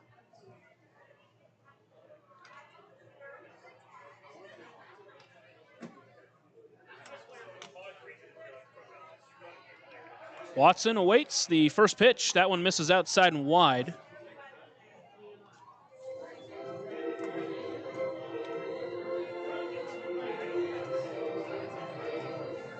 Count is 1-0 to the center fielder tonight for Washington. 1-0 pitch is fouled off to the right side, make it 1-1.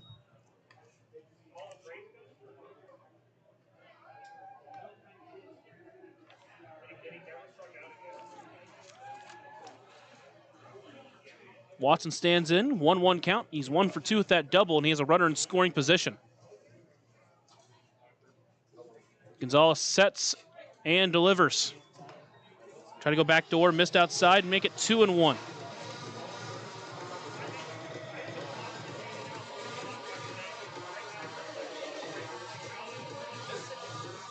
Watson currently on a 4-game hitting streak. He extended it to 5 with that double. Now his hits in 8 of his last 9 games. That one softly to the right side, but foul, and the count evens up at 2-2.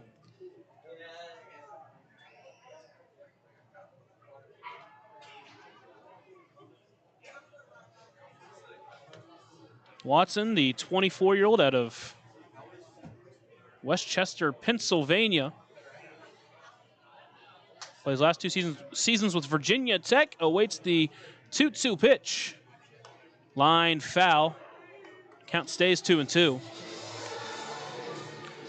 After finishing up his collegiate season at Virginia Tech, played a couple of different summer ball leagues, played with West Virginia, played just 4 games for them.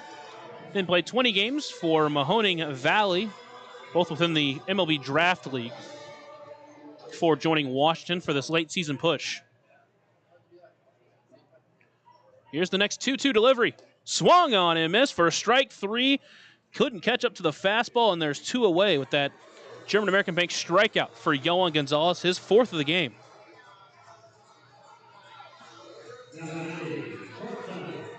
So with 2 away, it's Ethan Wilder.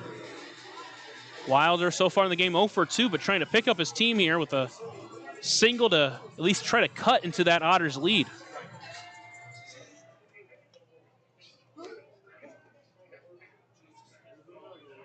First pitch chopped to the middle. Gonzalez able to take it himself. Short toss to first. It's going to be in time, and that'll do it for the Wild Things in the 5th. They get a runner on, but strand them in scoring position, and that'll do it for the Buffalo Wild Wings 5th inning. Remember, the bottomless apps are now here. Visit either Evans location, 5405 Pearl Drive and 715 North Greenville Road for details. For back, we'll head to the 6th inning after a short break on the Otters Digital Network and on 96.9 WYIR. Smile on Down Syndrome is celebrating 25 years of serving smiles to the Tri-States Down Syndrome community. Not only do we offer programming and support services, we sponsor annual events that give people with Down Syndrome opportunities to be stars of the show at our World Down Syndrome Day Ice Cream Social and Talent Show, Christmas dinner, and our Smile Mile, which is a day celebrating our Down syndrome community, their families that involve the entire tri-state community, and the highlight of the year when individuals with Down syndrome really shine like a star among smiling supporters. Learn more and find your way to get involved and show your support at smileondownsyndrome.org. Ballet Indiana is made up of local ballet professionals, dedicated parents, and community members in order to provide unique and life-enriching experiences for hundreds of young dancers, while carrying out their mission to inspire a lifelong appreciation for dance for both our dancers and the Evansville community. More information on Ballet Indiana and information about their upcoming performances is available at balletindiana.org.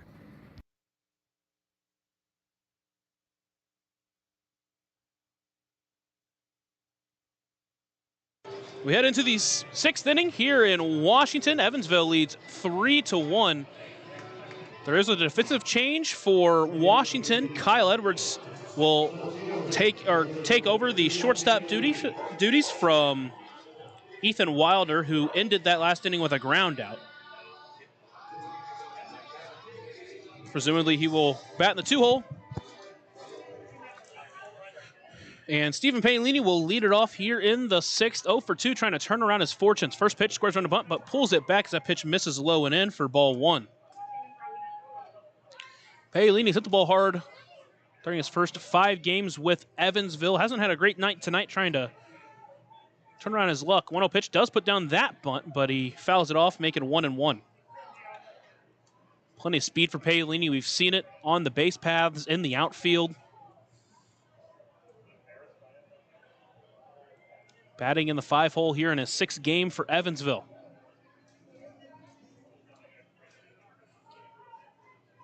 Grace takes back the mound. Short wind and deliver. Scores run again. Can't get that one down. Now he's behind 1-2. First time we've seen him try to put down a bunt so far in his early career, but wasn't able to get those down, and now he's to fight from behind here. Here's the 1-2 pitch. Popped up left side. That one's into foul territory. It's going to get out of play. And the count will stay 1-2.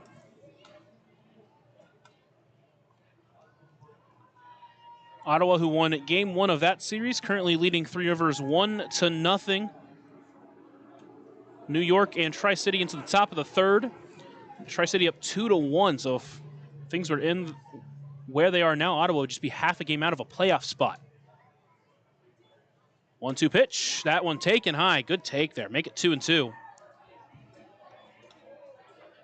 Remember, Ottawa at the beginning of the season was off to a really slow start, but man, have they turned it around. Here's the 2-2. That one taken high. Count runs full to the Otters' leadoff hitter here in the 5th. Keenan Taylor awaiting on deck. This part of the lineup has not been able to get to Grace so far in this game, as 5 through 8 are 0 for 8. Payoff pitch. That one misses outside for ball 4. So a great at-bat there from Steven Paolini on a Deerhead Sidewalk Cafe and Bar. Will draw the coach to the mound, and they will go to the bullpen. We'll have a new pitcher here in the game for Washington after a short break here on the Otters Digital Network and on 96.9 WYIR. Smile on Down Syndrome has been providing a bright hope for tomorrow to the tri-state region for 25 years, providing smiles, support, and programs for individuals with Down syndrome while raising community awareness to create a brighter world that accepts and understands people with Down syndrome. Learn more now at smileondownsyndrome.org. Smile on Down Syndrome is planning a Rockin' Extra Smile Mile celebrating 24 years of walks to support individuals rocking that extra 21st chromosome on Saturday, October 4th at the Vanderburgh County 4-H Fairgrounds.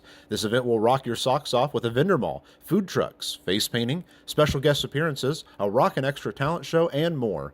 To learn more about how to rock at the walk or how to become an event sponsor or even to make a donation, visit smileondownsyndrome.org or text 812-449-6049 for more information. This sponsored event is open to the entire tri-state community. Maintaining our independence becomes more and more vital as we age. Swerka and More can help you navigate this important journey by answering your questions and connecting you to free and unbiased community resources and support services. If you are seeking advice for yourself or a loved one, let Swerka be your first call. More information available at swerka.org or by calling 812-464-7800.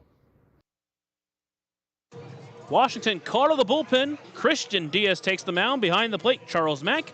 That pitcher and catcher battery is sponsored by The Answer Auto Repair East. Find your battery needs at The Answer Auto Repair East, located at 2319 North Green River Road, or call 812-475-9000. Diaz makes his 15th appearance of the season. He will inherit a runner at first base from the starter Reggie Grace, who leaves giving up 3 earned runs so far. But he is on the hook for that runner over at first. Diaz with a 3.04 ERA in 20 2/3 innings. He's made 14 appearances, 1 start on the season. And first pitch, runner takes off for second. Pitch misses low. That one almost into the outfield. Good leap by Paven Parks over at second to keep it from reaching the outfield as Paolini gets the stolen base with ease. And the count is 1-0.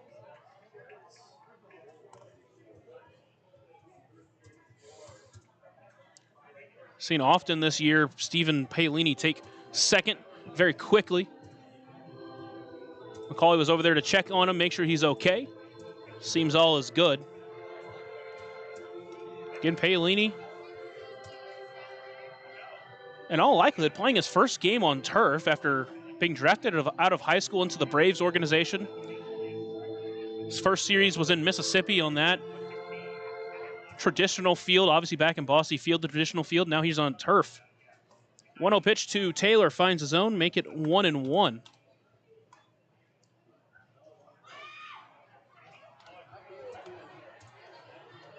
That was the Already third base stolen by Paolini this year. Here's the 1-1 pitch. Chopped foul off of his leg, make it 1-2.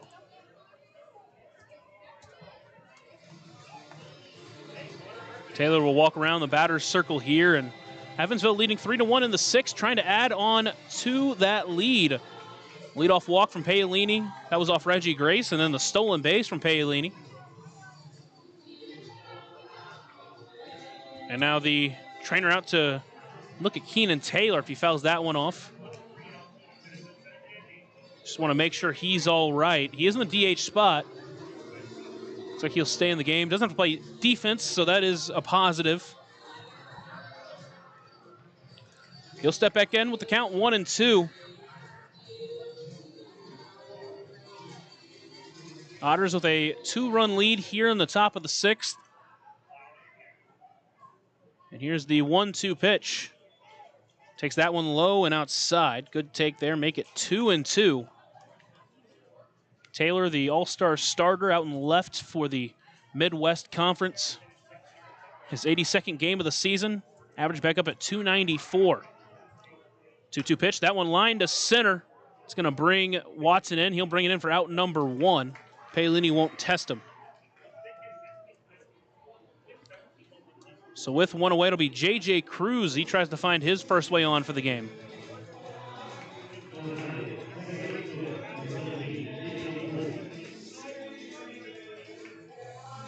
Cruz so far 0 for 2 with a groundout and a strikeout.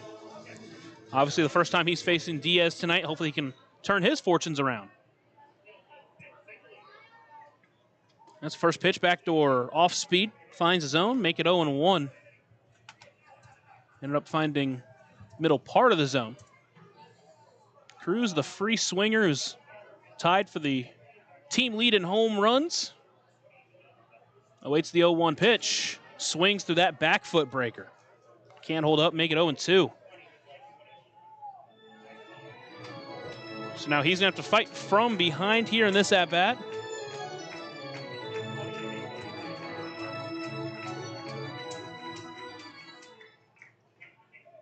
Here's the 0-2 pitch, fouled off by Cruz. He stays alive.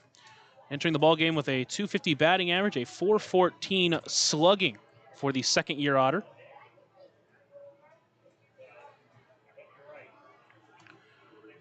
Paolini leads off second base. They play him straight up. Diaz comes set and delivers the 0-2 pitch. Swung on and missed for strike 3, pulled the string on him. Back-to-back outs for Diaz here and his first couple of batters, and he will face Cohen Wilbanks with 2 away.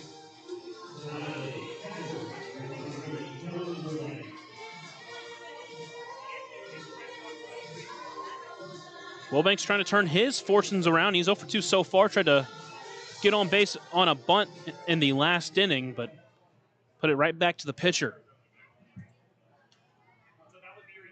Here's the first pitch to Wilbanks. That one taken low and outside for ball 1. Wilbanks this year continues to be excellent in his 20 games.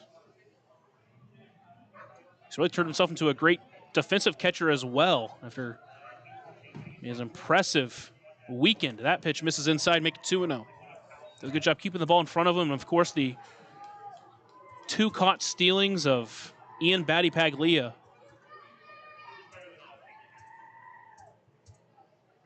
Stands on the back of the left-handed batter's box. Here's the 2-0 pitch to the Otters catcher. That one misses low, make it 3-0. Tavares is awaiting on deck. Wilbanks, of course, always willing to take his walks. He's also given the intentional walk in the game, or in the series against Joliet. It's the 6th time Evansville's been given that this year. That pitch misses high, ball 4. 4-pitch Deerhead side walk, cafe and bar. Puts runners at first and second with 2 away for Crix Tavares.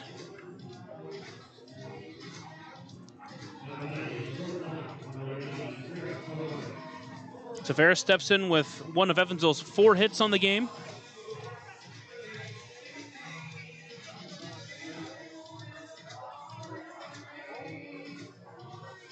Couple of walks in this inning for Evansville have runners at first and second. Ferris trying to add to that 3-1 lead. First pitch swinging.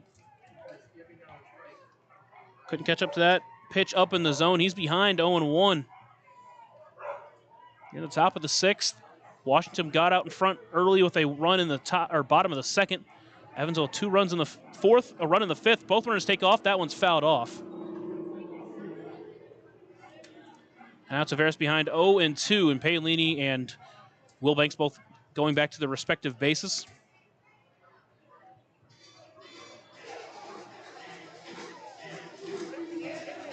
The Otters with no action out in their bullpen. Gonzalez going to go out there for his 6th inning after this one ends.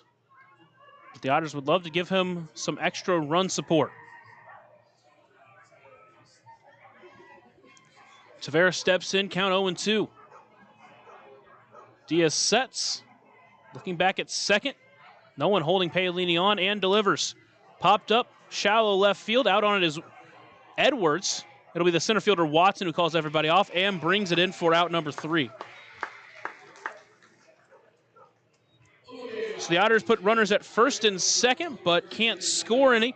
We'll head to the bottom of the 6th inning after a short break here on the Otters Digital Network and on 96.9 WYIR.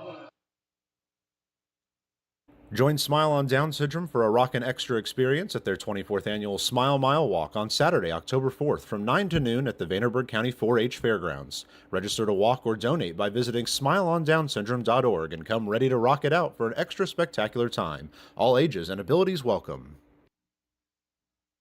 Right now in Vanderburgh County, over 800 children are in the child welfare system waiting for someone to be their voice, and you could be that voice by becoming a court-appointed special advocate, a CASA volunteer. Donating just a few hours a month of your time can change a child's life forever. Vanderburgh County CASA invites you to join them. Stand up, speak out, be for the child, be a CASA. For more information, visit vandcasa.com. That's VAND-CASA.com. Smile on Down Syndrome is celebrating 25 years of serving smiles to the Tri-States Down Syndrome community. Not only do we offer programming and support services, we sponsor annual events that give people with Down Syndrome opportunities to be stars of the show at our World Down Syndrome Day Ice Cream Social and Talent Show, Christmas dinner, and our Smile Mile, which is a day celebrating our Down syndrome community, their families that involve the entire tri-state community, and the highlight of the year when individuals with Down syndrome really shine like a star among smiling supporters. Learn more and find your way to get involved and show your support at smileondownsyndrome.org. And to the bottom of the 6th inning we go. Evansville leads 3-1, and Yolan Gonzalez out there for his 6th inning of work. He will face Pavin Parks to lead off this inning. Again, this part near the top of the lineup, he has been really good against Pavin so far tonight. 0 for 2 with a pop-up and a strikeout. And that's second time to the lineup especially. Had runners at second and third, no one away. And then two-hitter Wilder grounded out back to the pitcher. First pitch swinging for Pavin Parks, hit well to center. It's going to stand ground back to the wall. He's going to be able to bring it in on the run and take it away from the former Otter for out number 1. Well struck off the bat of Pavin Parks, but a good read from Graham Brown, and there's one away. And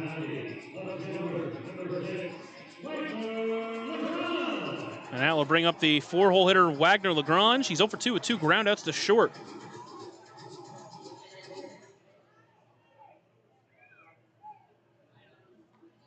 Here's the first pitch to him. Front door breaker didn't quite break enough, and he will start behind 1-0. Gonzalez has really settled in. Last couple of innings, he's set down the frames relatively quick. 1-0 pitch. That one misses high, make it 2-0.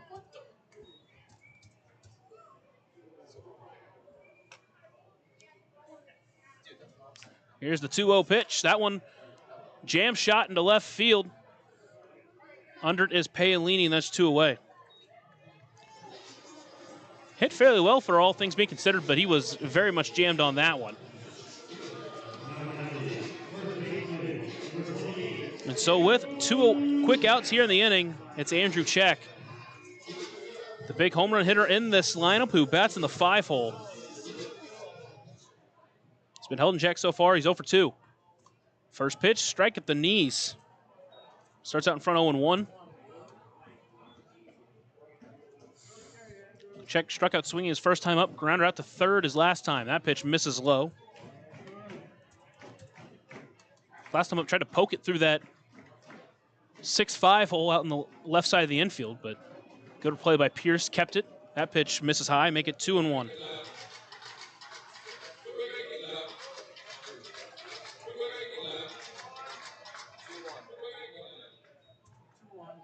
Gonzalez steps back on the rubber, winds and delivers.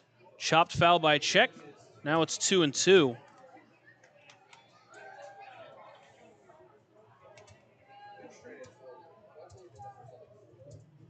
Gonzalez trying to work through 6 innings. That one is fouled off. Check stays alive. So saying trying to work through 6 innings for his 6th time or 7th time or 5th time this season. He's worked into the 6th inning in every single game this year. Here's the 2-2 pitch. Hit well into right, but it's going to go foul as Check was out in front of it. Looks like he broke his bat. He's going to go get a new one. And that will reset everyone. Check goes, gets a new baseball bat, and still has a count of 2-2. The Otters trying to win their 6th straight. Florence did officially win that first game of their doubleheader. Schaumburg out in front of Gateway 5-3. Tri-City now in front of New York 4-1. Ottawa out in front of Three Rivers 2-0. Here's a 2-2 pitch. Check. Chop towards first. It'll be the second baseman Cruz who takes it. Quick toss to first in time, and that'll do it for the Wild Things here in the 6th. They go 1-2-3. We will head to the 7th. Otters lead by 2 here on the Otters Digital Network and on 96.9 WYIR. Ballet Indiana is made up of local ballet professionals, dedicated parents, and community members in order to provide unique and life-enriching experiences for hundreds of young dancers, while carrying out their mission to inspire a lifelong appreciation for dance for both our dancers and the Evansville community. More information on Ballet Indiana and information about their upcoming performances is available at balletindiana.org.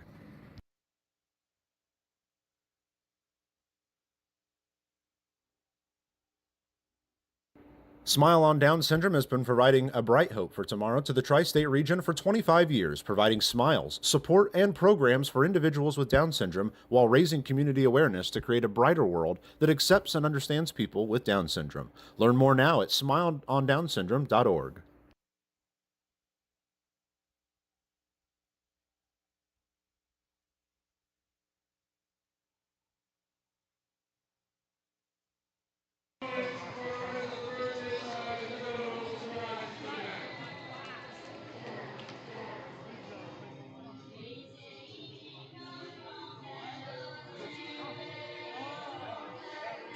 We're into the final 3 frames here in Washington. Evansville with a 3-1 lead, and they will enter the 7th inning with the Edward Jones leadoff batter of the game, Dennis Pierce, stepping in for his 4th time tonight. He is 0 for 2 with a hit by pitch and scored a run on the J.T. Benson single.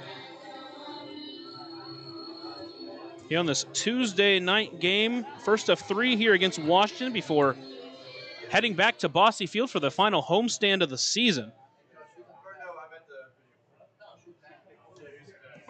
And here's the first pitch to Pierce. That one misses outside for ball 1.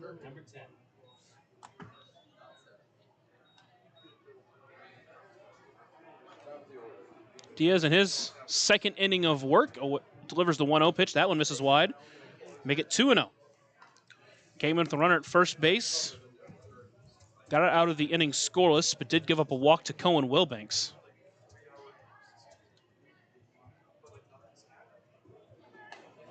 Two-0 pitch finds the zone, make it 2-1 as Pierce takes that one.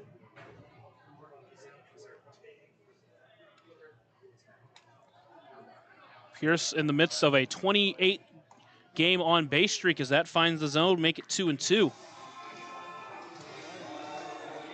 That's why he stands at the top of the lineup. He's good at getting on base in front of these Otters sluggers. Here's 2-2 pitch.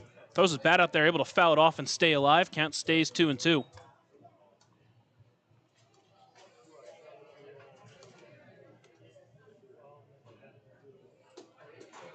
Washington with 1 run on 5 hits. Evansville with 3 runs on 4 hits.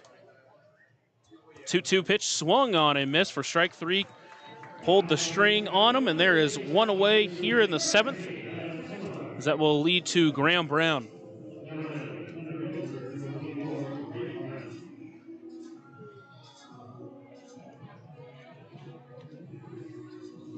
Either team had a hit in the 6th inning. Although Evansville did leave a couple of runners on base, 2 reached by walk. First pitch to Graham Brown, swinging at the high cheese and starts behind 0-1. Diaz throwing that one up around 87 miles per hour. Pitching from the stretch. Here's the 0-1 pitch. Breaker just couldn't make contact. Brown behind 0-2. That one was left in a juicy spot for him, too.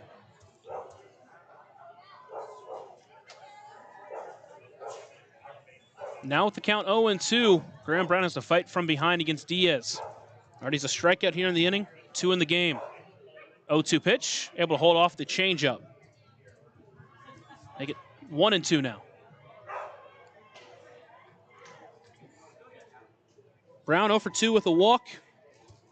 He extended the inning to Graham Brown as that one's hit pretty well to left. Lagrange is back at the track, and he can only watch as that is a moonshot, and the Otters add to their lead. It's 4-1.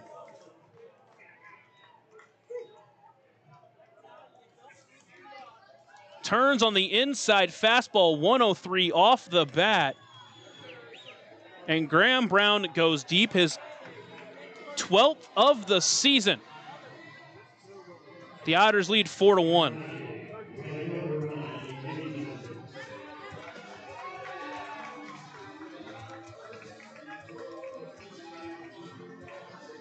The Otters' second home run tonight. LJ Jones hit one earlier. And now JT Benson steps in with 1 away.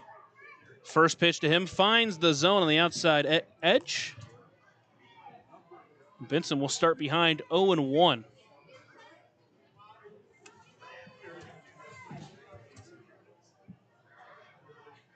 Oh, 0-1 pitch swung through that one. Just couldn't catch up, make it 0-2. Graham Brown's 11th home run ties him with 3 other Otters for 11 on the season. J.J. Cruz, Dennis Pierce, and Keenan Taylor. All 4 of them the only batters with double-digit home runs. That pitch misses in the dirt. Make it now 1-2. Took a 2-strike fastball as well.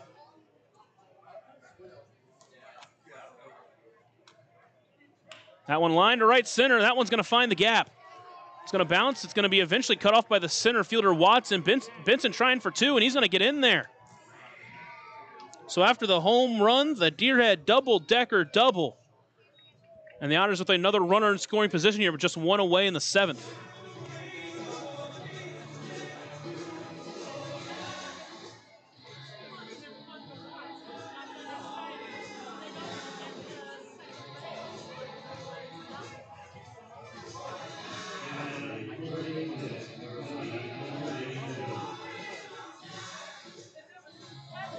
And now will step in LJ Jones. Home run earlier for him in the game.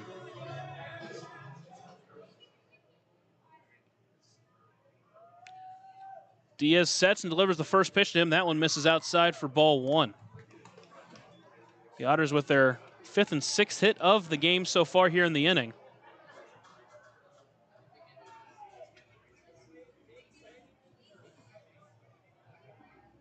Here's the 1-0 delivery.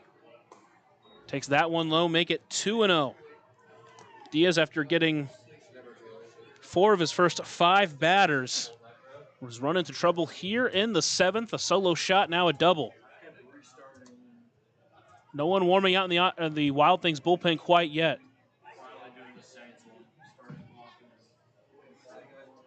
Diaz sets and delivers a 2-0 pitch. That one, a floater that finds the top corner, make it 2-1.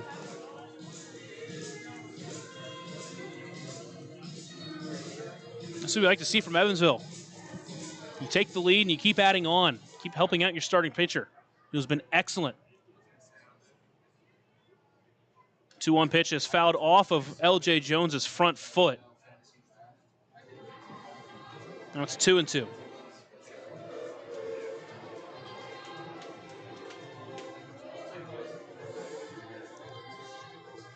Trainer out of the dugout just to make sure he's okay, and looks like LJ's trying to wave her off. So it looks like he's going to stay in the at bat here. Count 2-2 now. Otters trying to add to their 4-1 lead.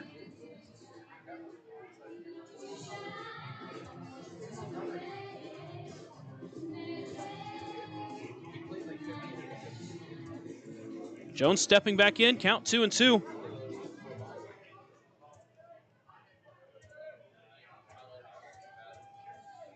Two-two pitch takes that one outside. Good take on the breaker. Count runs full.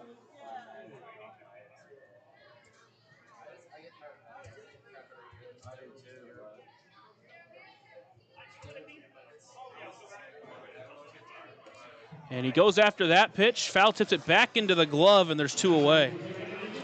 Couldn't quite put it in play or hold up.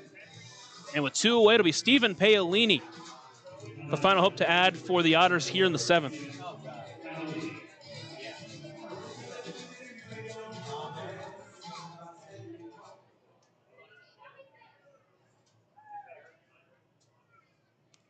Here's the first pitch to him. Takes that one low for ball 1. He's 0 for 2, but earned a walk his last time up and stole a base.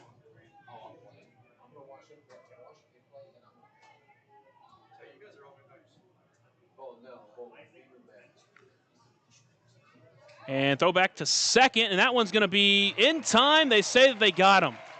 Benson leading too far off of second base, and the pickoff gets him. And that will do it for the Otters here in the 7th, but Graham Brown able to add to the lead on the 376-foot moonshot out to left. We will head to the bottom of the 7th here at EQT Park. Evansville leads 4-1 after a short break here on the Otters Digital Network and on 96.9 WYAR. Smile on Down Syndrome is planning a Rockin' Extra Smile Mile celebrating 24 years of walks to support individuals rocking that extra 21st chromosome on Saturday, October 4th at the Vanderburgh County 4-H Fairgrounds. This event will rock your socks off with a vendor mall, food trucks, face painting, special guest appearances, a Rockin' Extra talent show, and more. To learn more about how to rock at the walk or how to become an event sponsor or even to make a donation, visit smileondownsyndrome.org or text 812-449-6049 for more information. This sponsored event is open to the entire tri-state community. Maintaining our independence becomes more and more vital as we age. Swerka and More can help you navigate this important journey by answering your questions and connecting you to free and unbiased community resources and support services. If you are seeking advice for yourself or a loved one, let Swerka be your first call. More information available at swerka.org or by calling 812-464-7800.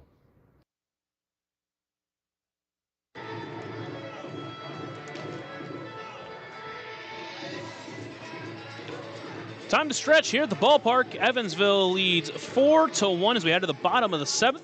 Yohan Gonzalez has really settled in 3 straight innings where he's given up just 1 base runner in that time. He set down 12 of his last 13 batters, and now he will face Tyreek Reed to lead off this inning. It was Reed and LaCory back in the 2nd inning that strung together a couple of hits, a double from Reed and a single from LaCory that gave Washington a 1-0 lead. But now Gonzalez working with a 4-1 lead. First pitch swinging for Reed. He fouls that one off, and he'll start behind 0-1.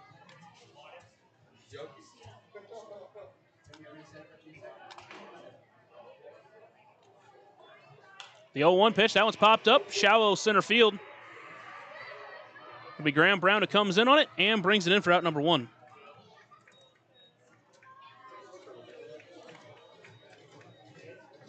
And with 1 away, it'll be Jeff LaCory following that.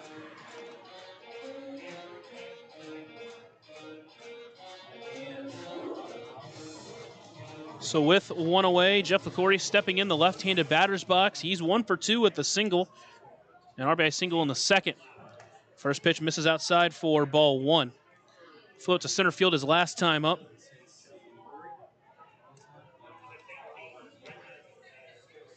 One 0 pitch, misses low. Now it's 2-0.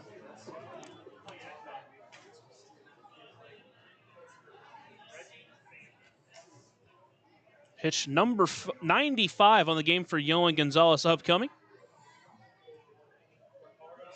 2-0 pitch, popped up, left center field. It's going to send Paolini out there, and he's going to bring it in for out number 2. Pretty well struck off the bat there. Off the pitch, middle, but not able to get enough of it. And with 2 away, it'll be Cole Fowler to step in to try to extend the 7th inning. Gonzalez really started to work quickly. Again, it was nearly 50 pitches needed through the first 2 innings. Here's the first pitch swinging just past the diving glove of Dennis Pierce. It'll be cut off by Paolini to keep Fowler to a single. But a 2-out hit to keep the inning alive. We'll extend it to Charles Mack.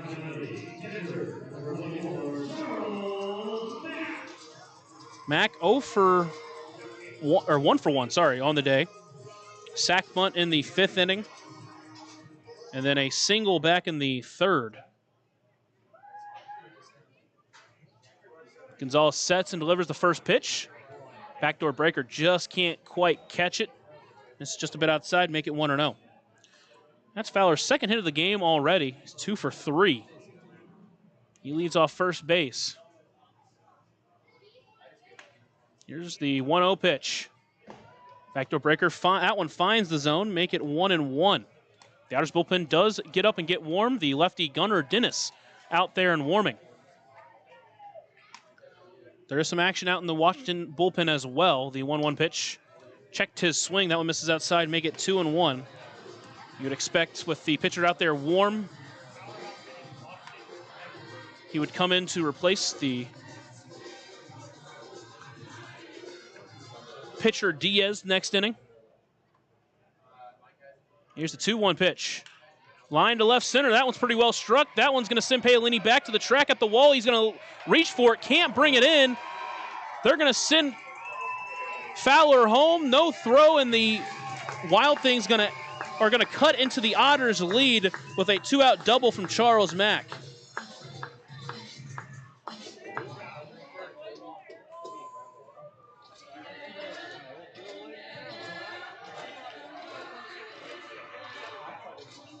That was a pretty high bounce off of the turf out there.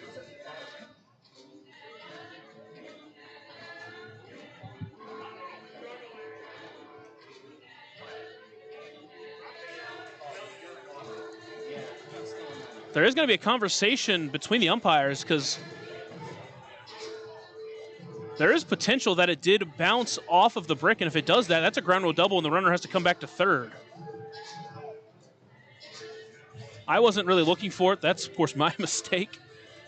Paolini didn't, at least initially, make any indication that it went over the wall. There is a brick wall behind the fence out there and left. They're going to say it did not bounce over the fence out and left, so it is a run scored. The lead down to 2 for Evansville, and now here comes Andy McCauley. Of course, he's going to want and have a discussion out there.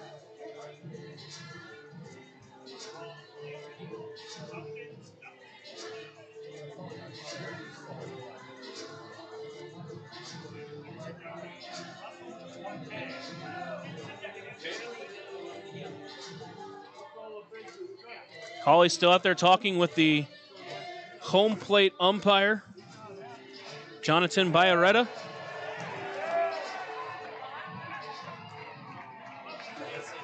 And it looks like Biarretta tossed him. And now he's obviously going to get his money's worth after that. And you can see he is irate. Here comes the first base umpire to try to get in between them. And again, if this is one of those plays, don't have a replay in front of me. If that thing does get over the wall, it's one of those you got to be able to make because that is a difference between a run.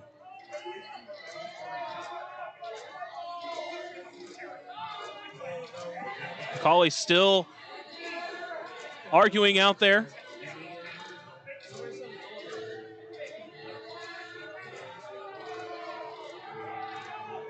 Starting to walk towards the dugout, but he is still irate.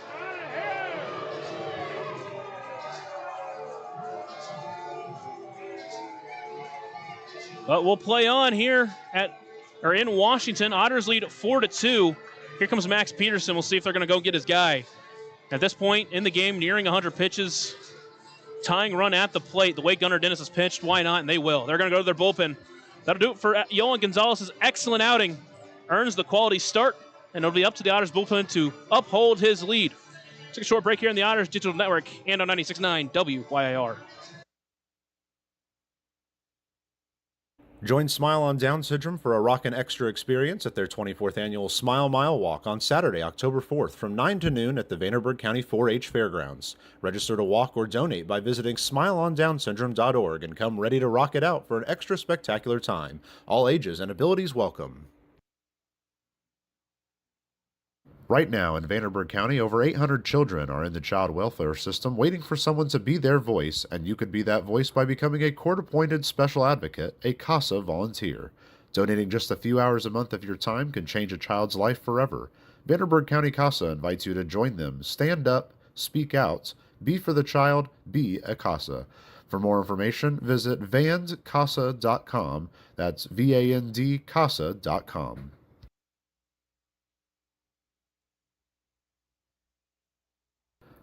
Ballet Indiana is made up of local ballet professionals, dedicated parents, and community members in order to provide unique and life-enriching experiences for hundreds of young dancers, while carrying out their mission to inspire a lifelong appreciation for dance for both our dancers and the Evansville community. More information on Ballet Indiana and information about their upcoming performances is available at balletindiana.org. Otters call to the bullpen as Gunnar Dennis. Dennis takes the mound. Wilbanks behind the plate. That pitcher and catcher battery is sponsored by the Answer Auto Repair East. Find your battery needs at the Answer Auto Repair East, located at 2319 North Green River Road, or called 812-475-9000. Gunnar Dennis will come in to face the left-handed hitting leadoff hitter Ben Watson, who is 1 for 3. Watson represents the tying run in the ball game, and Dennis enters with a 3.37 ERA in 8 games. He's been excellent. Has a couple of outings where he gave up a run in his 1 1/3 outing against Joliet, and then 2 runs against his outing against New York. But other than that, he has been scoreless. He's been excellent with inheriting runners. He inherits a runner at second base. So far this year, he's inherited 4 runners, not let any of them score. And they're going to give him a pitch clock violation, so he'll start from behind 1-0. It's two-way here in the bottom of the 7th. Otters lead at 2-0. The left-handed hitting Ben Watson up at the plate. There's a runner at second, but Watson is the tying run. Here's the 1-0 pitch. Finds zone at the letters. Beauty of a pitch from Dennis, make it 1-1. Dennis, one of those pitchers that throws into those left-handed batters really well. Here's the 1-1, fouled off, make it 1-2. On another fastball up and in the zone. Dennis almost with a sidearm delivery. Again, it's not as dramatic as a guy like Chris Sale, but a guy like that can be so hard for these left-handed hitters to pick up. Here's the 1-2 pitch. Checked his swing, didn't go on that one, make it 2-2. It's a good take there from the leadoff hitter, Watson.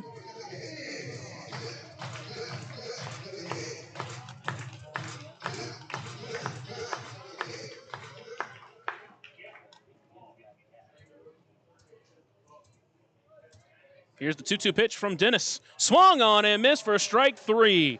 German American Bank strikeout to strand the inherited runner. Washington does get one back here in the 7th, but Evansville still leads 4-2 as we head to the 8th here on the Otters Digital Network and on 96.9 WYIR.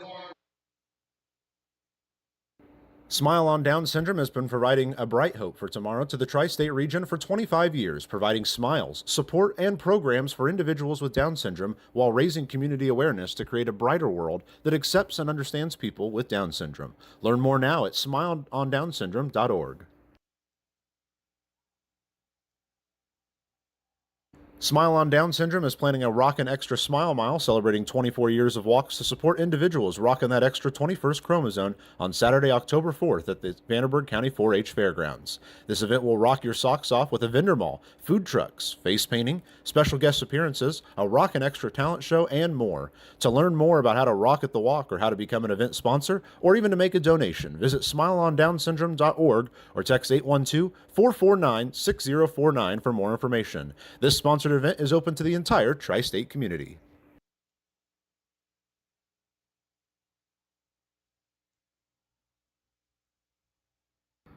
Maintaining our independence becomes more and more vital as we age. Swerka and more can help you navigate this important journey by answering your questions and connecting you to free and unbiased community resources and support services. If you are seeking advice for yourself or a loved one, let Swerka be your first call. More information available at swerka.org or by calling 812-464-7800.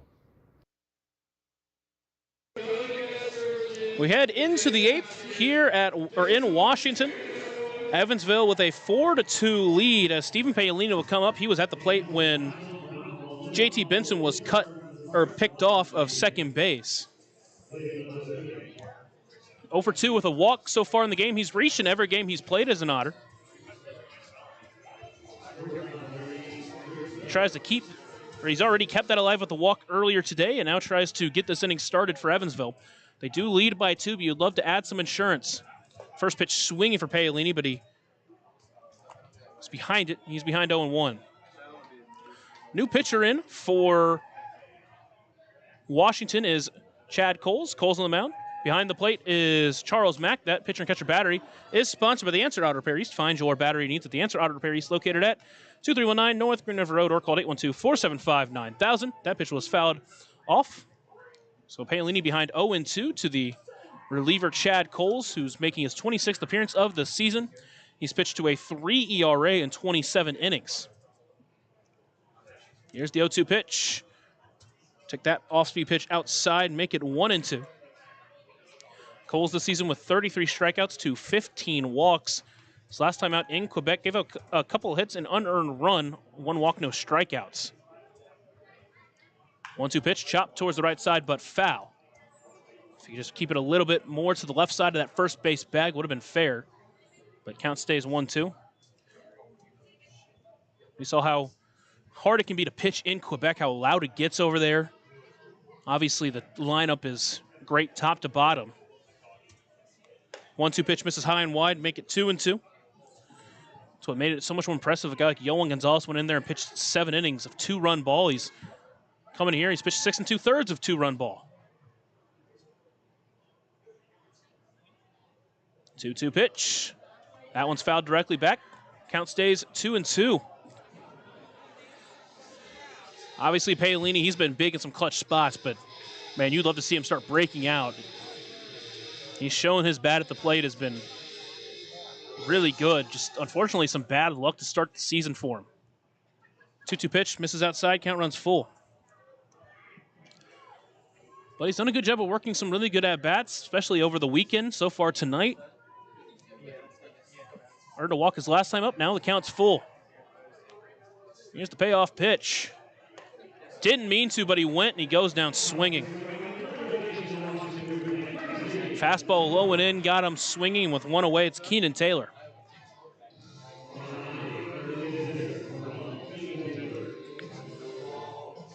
Taylor on the night 0 for 3.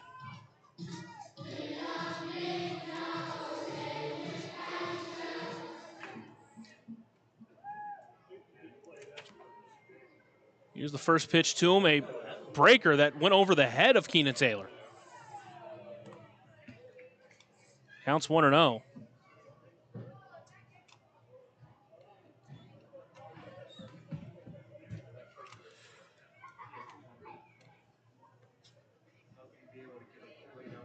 Here's the 1-0 pitch to Taylor. That one misses low, make it 2-0.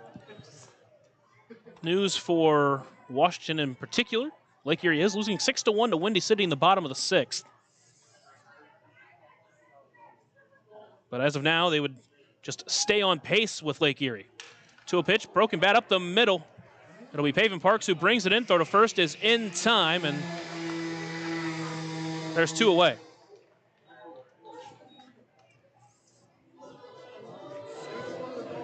Sussex County up in front of Joliet 2-0 in the top of the 8th. Ottawa ahead of Three Rivers 3-0 with New York losing 5-1. Florence, Mississippi. Mississippi's up 4-0 in the top of the 1st inning.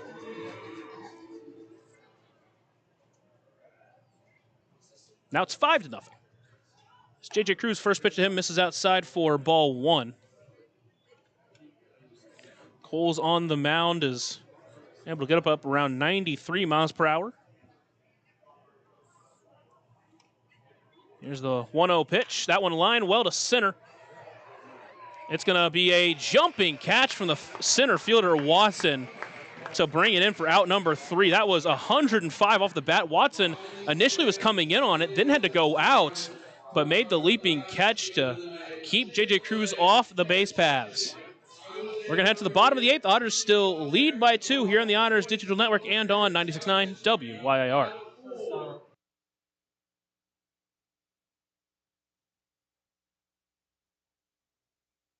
Join Smile on Down Syndrome for a rockin' extra experience at their 24th annual Smile Mile Walk on Saturday, October 4th from 9 to noon at the Vanderburgh County 4-H Fairgrounds. Register to walk or donate by visiting smileondownsyndrome.org and come ready to rock it out for an extra spectacular time. All ages and abilities welcome. Right now in Vanderburgh County, over 800 children are in the child welfare system waiting for someone to be their voice, and you could be that voice by becoming a court-appointed special advocate, a CASA volunteer. Donating just a few hours a month of your time can change a child's life forever. Vanderburgh County CASA invites you to join them. Stand up, speak out, be for the child, be a CASA. For more information, visit vandcasa.com. That's VAND-CASA.com. Ballet Indiana is made up of local ballet professionals, dedicated parents, and community members in order to provide unique and life-enriching experiences for hundreds of young dancers, while carrying out their mission to inspire a lifelong appreciation for dance for both our dancers and the Evansville community. More information on Ballet Indiana and information about their upcoming performances is available at balletindiana.org. Into the bottom of the 8th inning here in Washington. Evansville's going to stick with Gunnar Dennis after getting the strikeout on the only batter he faced in the last inning. He'll face 2, 3, 4 in the lineup. It'll be Kyle Edwards making his first at-bat of the game after entering for Ethan Wilder defensively in the top of the 6th. He'll step in to face Gunnar Dennis. Here's the first pitch to him, squares on a bunt, pulls it back, but it's in there for a strike. Out in front, 0-1. That one was blown by Wilbanks, but he was already up trying to play the bunt. 0-1 pitch swinging. Can't catch up to it. He's behind 0-2. Edwards making his 25th appearance of the season for Washington. Currently with a .212 batting average, a .323 OBP. Does have 7 walks, just 9 strikeouts. Here's the 0-2 pitch to Edwards. Line to right, but that one's going to get out of play, and the count will stay 0-2. Edwards played his 4 years of college ball at Old Dominion with the Monarchs of the Sun Belt Conference. Got a .270 batting average in his senior season this year. Line to right and foul again.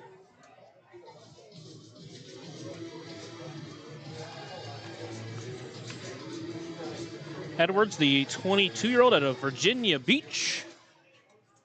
First time Evansville seeing him this year. Here's the next 0-2 delivery. Swung on and missed for strike 3. Got him on the curveball. Back-to-back German-American bank strikeouts for Gunnar Dennis in this appearance, and there's one away. So he faces Pavin Parks.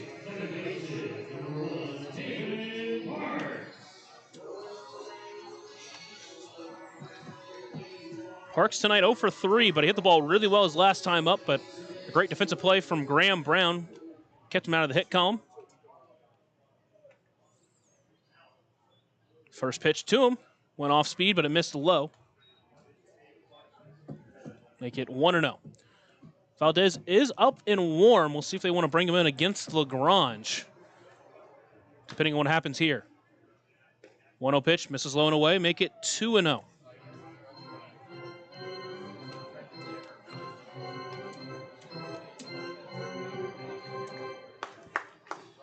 Paven made his last appearance for Evansville in Ottawa before he played 3 games for Gateway and now in his 6th game for Washington. Went off speed but missed high and tight. Now it's 3-0 to the Washington second baseman tonight. This is 72nd game of the season overall. 3-1 pitch finds the zone. Just at the top of the zone at the letters, make it 3-1. Dennis shakes once, agrees, sets, and winds. 3-1 pitch, foul tipped back into the glove. Another well-placed pitch, count runs full. That one was top corner of the zone, back-to-back pitches where you can't ask for better placement. Now with the count full, see which direction Dennis goes. 2 of his first 3 pitches were off speed. Hasn't thrown any of his sweeper pitches though. Payoff pitch, foul tip. Park's just able to make contact with it. Count stays full. Again, we've seen many games like this from Parks, but he just needs one swing of the bat to turn it around. Here's the next payoff delivery from Dennis. Swung on him, missed for a strike 3, got him on the curve, and there's 2 away. Third German American Bank strikeout for Gunnar Dennis in his 3 batters so far. And now Wagner LaGrange is going to step up to the plate. He's 0 for 3 with a couple of groundouts and a flyout. The way Dennis is pitching, they're going to let him face him. Andrew Check is on deck, and you would expect if LaGrange does find a way to reach, they would keep Dennis out there to face Check. First pitch swinging on the ground towards second. Cruz takes it on a hop. Throw to first is going to be in time, and that will do it for the 8th inning. So Gunnar Dennis does his job, faces 4 batters, gets 4 outs. And we're going to head to the 9th inning. Otters lead 4-2 after a short break here on the Otters Digital Network and on 96.9 WYIR. Smile on Down Syndrome has been providing a bright hope for tomorrow to the tri-state region for 25 years, providing smiles, support, and programs for individuals with Down syndrome while raising community awareness to create a brighter world that accepts and understands people with Down syndrome. Learn more now at smileondownsyndrome.org. Smile on Down Syndrome is planning a Rockin' Extra Smile Mile celebrating 24 years of walks to support individuals rocking that extra 21st chromosome on Saturday, October 4th at the Vanderburgh County 4-H Fairgrounds. This event will rock your socks off with a vendor mall, food trucks, face painting, special guest appearances, a Rockin' Extra talent show, and more. To learn more about how to rock at the walk or how to become an event sponsor or even to make a donation, visit smileondownsyndrome.org or text 812-449-6049 for more information. This sponsored event is open to the entire tri-state community.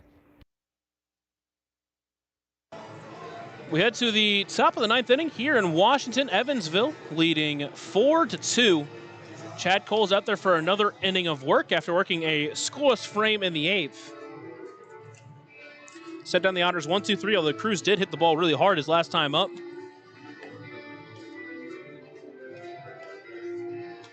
Cole's his first season of pro ball, was in college from 2018 through 22. Played 5 years with Youngstown State. This year has spent time with York of the Atlantic League and is here with Washington. He's pitched to a 3 ERA in 25 games. He's pitched a scoreless inning already here, and first one to face him is Colin Wilbanks. That back up the middle, but a backhand snag by Coles. Able to toss it to first in time. He makes a nice play to get out number 1 in the inning. That one was going to be close up the middle with Edwards playing a little bit to pull, but not to risk anything. Cole's able to get it himself, and with 1 away, it's Crix Tavares. Tavares tonight 1 for 3. The single is first time up. First pitch swinging. That one he lifted into left field. That one's sending Lagrange back to the track, but he's able to bring it in about a foot in front of the wall, and there's 2 away. I've seen Cricks have some really good opposite field power, but fortunately just not enough to get on that one. And with 2 away, it'll be up back to the top of the lineup. The Edward Jones leadoff batter of the game. Dennis Pierce is 0 for 3, but has reached on a hit by pitch earlier.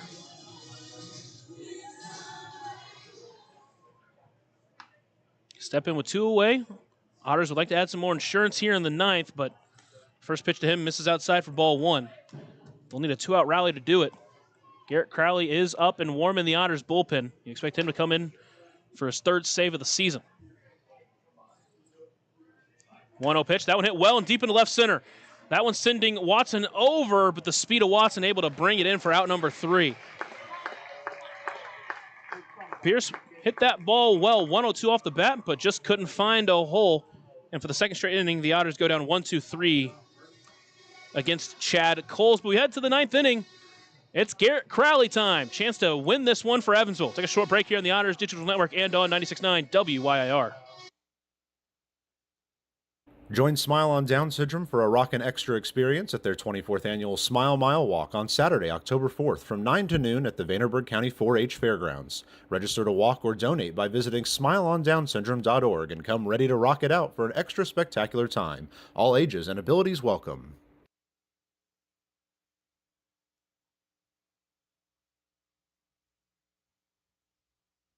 Right now in Vanderburgh County, over 800 children are in the child welfare system waiting for someone to be their voice, and you could be that voice by becoming a court-appointed special advocate, a CASA volunteer.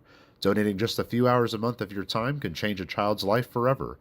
Vanderburgh County CASA invites you to join them. Stand up, speak out, be for the child, be a CASA. For more information, visit vandcasa.com. That's VANDCASA.com. Smile on Down Syndrome is celebrating 25 years of serving smiles to the Tri-States Down Syndrome community. Not only do we offer programming and support services, we sponsor annual events that give people with Down Syndrome opportunities to be stars of the show at our World Down Syndrome Day Ice Cream Social and Talent Show, Christmas dinner, and our Smile Mile, which is a day celebrating our Down syndrome community, their families that involve the entire tri-state community, and the highlight of the year when individuals with Down syndrome really shine like a star among smiling supporters. Learn more and find your way to get involved and show your support at smileondownsyndrome.org. Otters call to the bullpen is, in fact, Garrett Crowley. Crowley on the mound, behind the plate, Cohen Wilbanks. That pitcher and catcher battery is sponsored by the Answer Auto Repair East. Find your battery needs at the Answer Auto Repair East, located at 2319 North Greenwood Road, or call 812-475-9000. The Otters with a 2-run lead. First one to face Crowley is Andrew Check.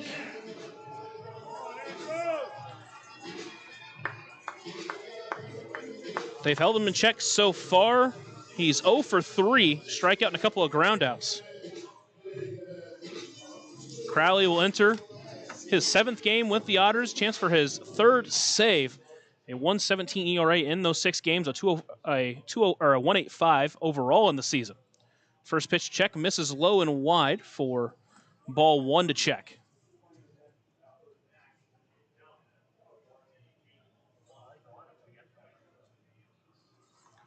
Crowley comes set on the mound, delivers the 1-0 pitch.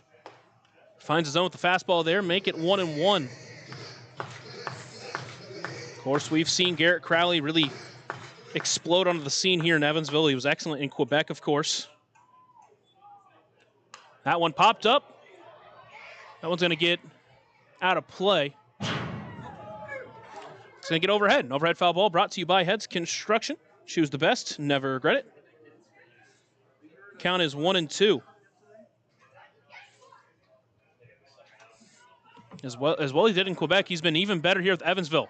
1-2 pitch, called, strike 3 on the outside corner. German-American Bank strikeout on Andrew Check, and there's 1 away here in the 9th. With 1 away, it's Tyreek Reed. That's already 13 strikeouts in his first 8 innings here with Evansville. And with one away, it'll be Tyreek Reed to meet him. He's 1 for 3. First pitch finds his own at the knees, and he starts out in front 0-1. That one up at 95 miles per hour.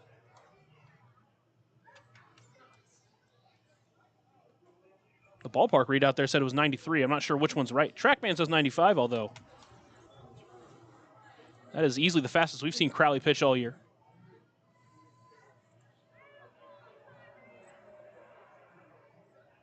Count 0-1 to Reed. Crowley comes set. That one just misses inside. And you get 1-1. Couple of pitches down low inside here to Reed. Reed doubled his first time up, eventually scored one of 2 runs for Washington tonight. 1-1 pitch, breaker, middle, gets Reed looking, make it 1-2. Sent down check, looking in his first batter in this inning. Faces Reed at 1-2. He struck out the last 4 batters he's seen, going back to the save against Joliet. 1-2 pitch, swung on and missed for strike 3. That one in the dirt, so Wilbanks have to make the toss to first. It is in time, and there's 2 away. Gets him on the changeup. And now there's 2 away. Washington down to their final out, and it's Jeff LaCory.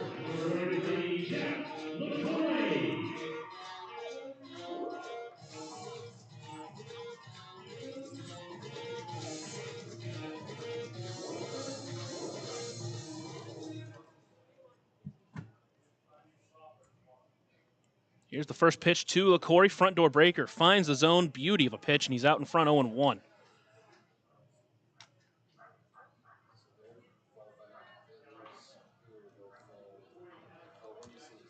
Crowley sets on the mound. Delivers the 0-1 pitch. Pulled the string. Fouled it back into the glove. Make it 0-2.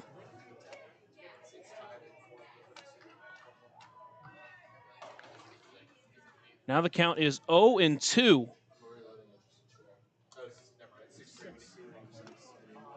Sets and delivers.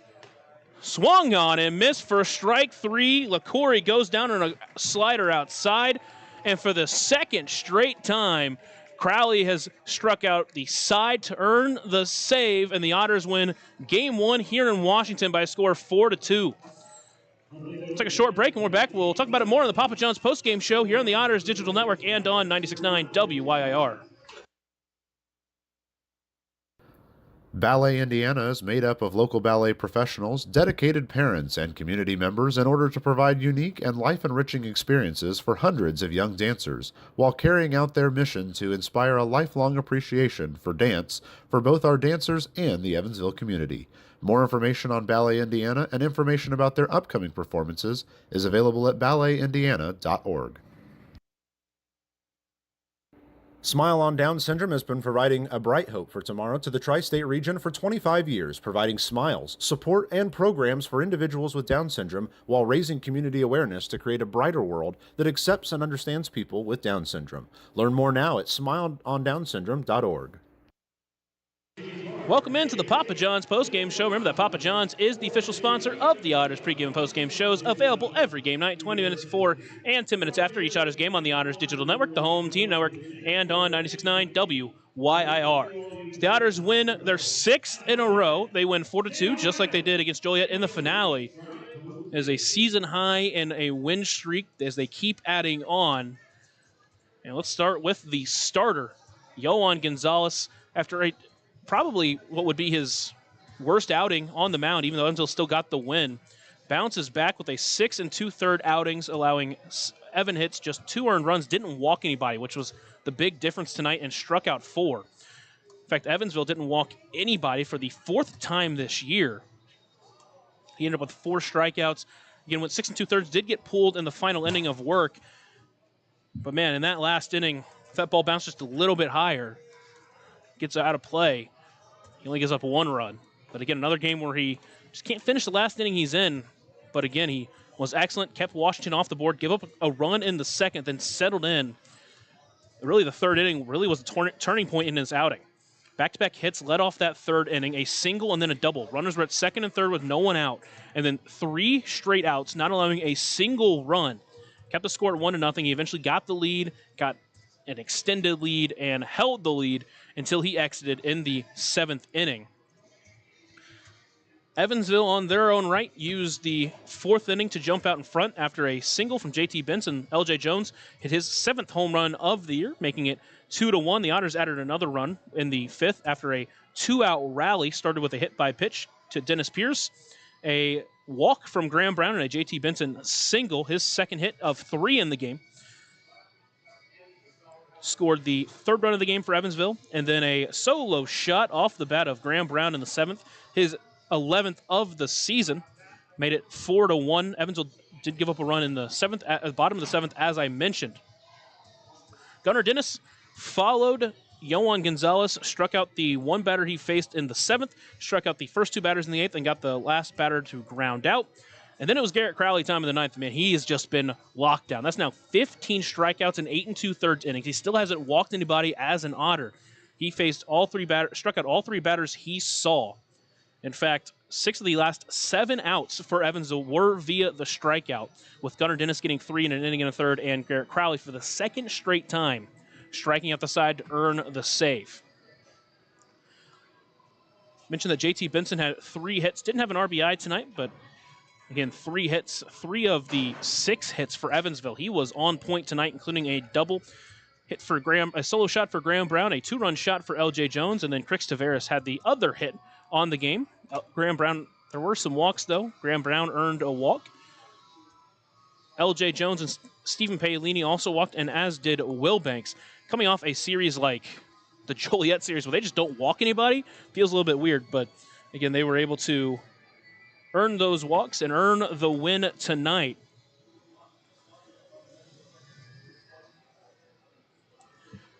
Anyway, that's going to do it for the ballpark tonight. Tomorrow night will be a 5:05 p.m. Central Time start, a 6:05 Eastern start time here at the ballpark, so it'll be an hour earlier from tonight.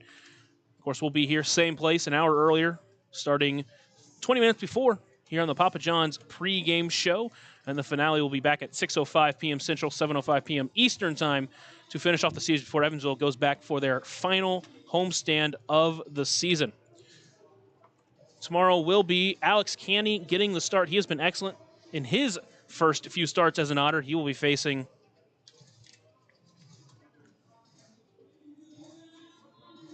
the pitcher Zach Kirby, and we'll talk about more about that matchup, of course, tomorrow night. But until then, that'll do it for me at the ballpark. I'm Lucas Macklin signing off, and as always, have a blessed night, Otters fans.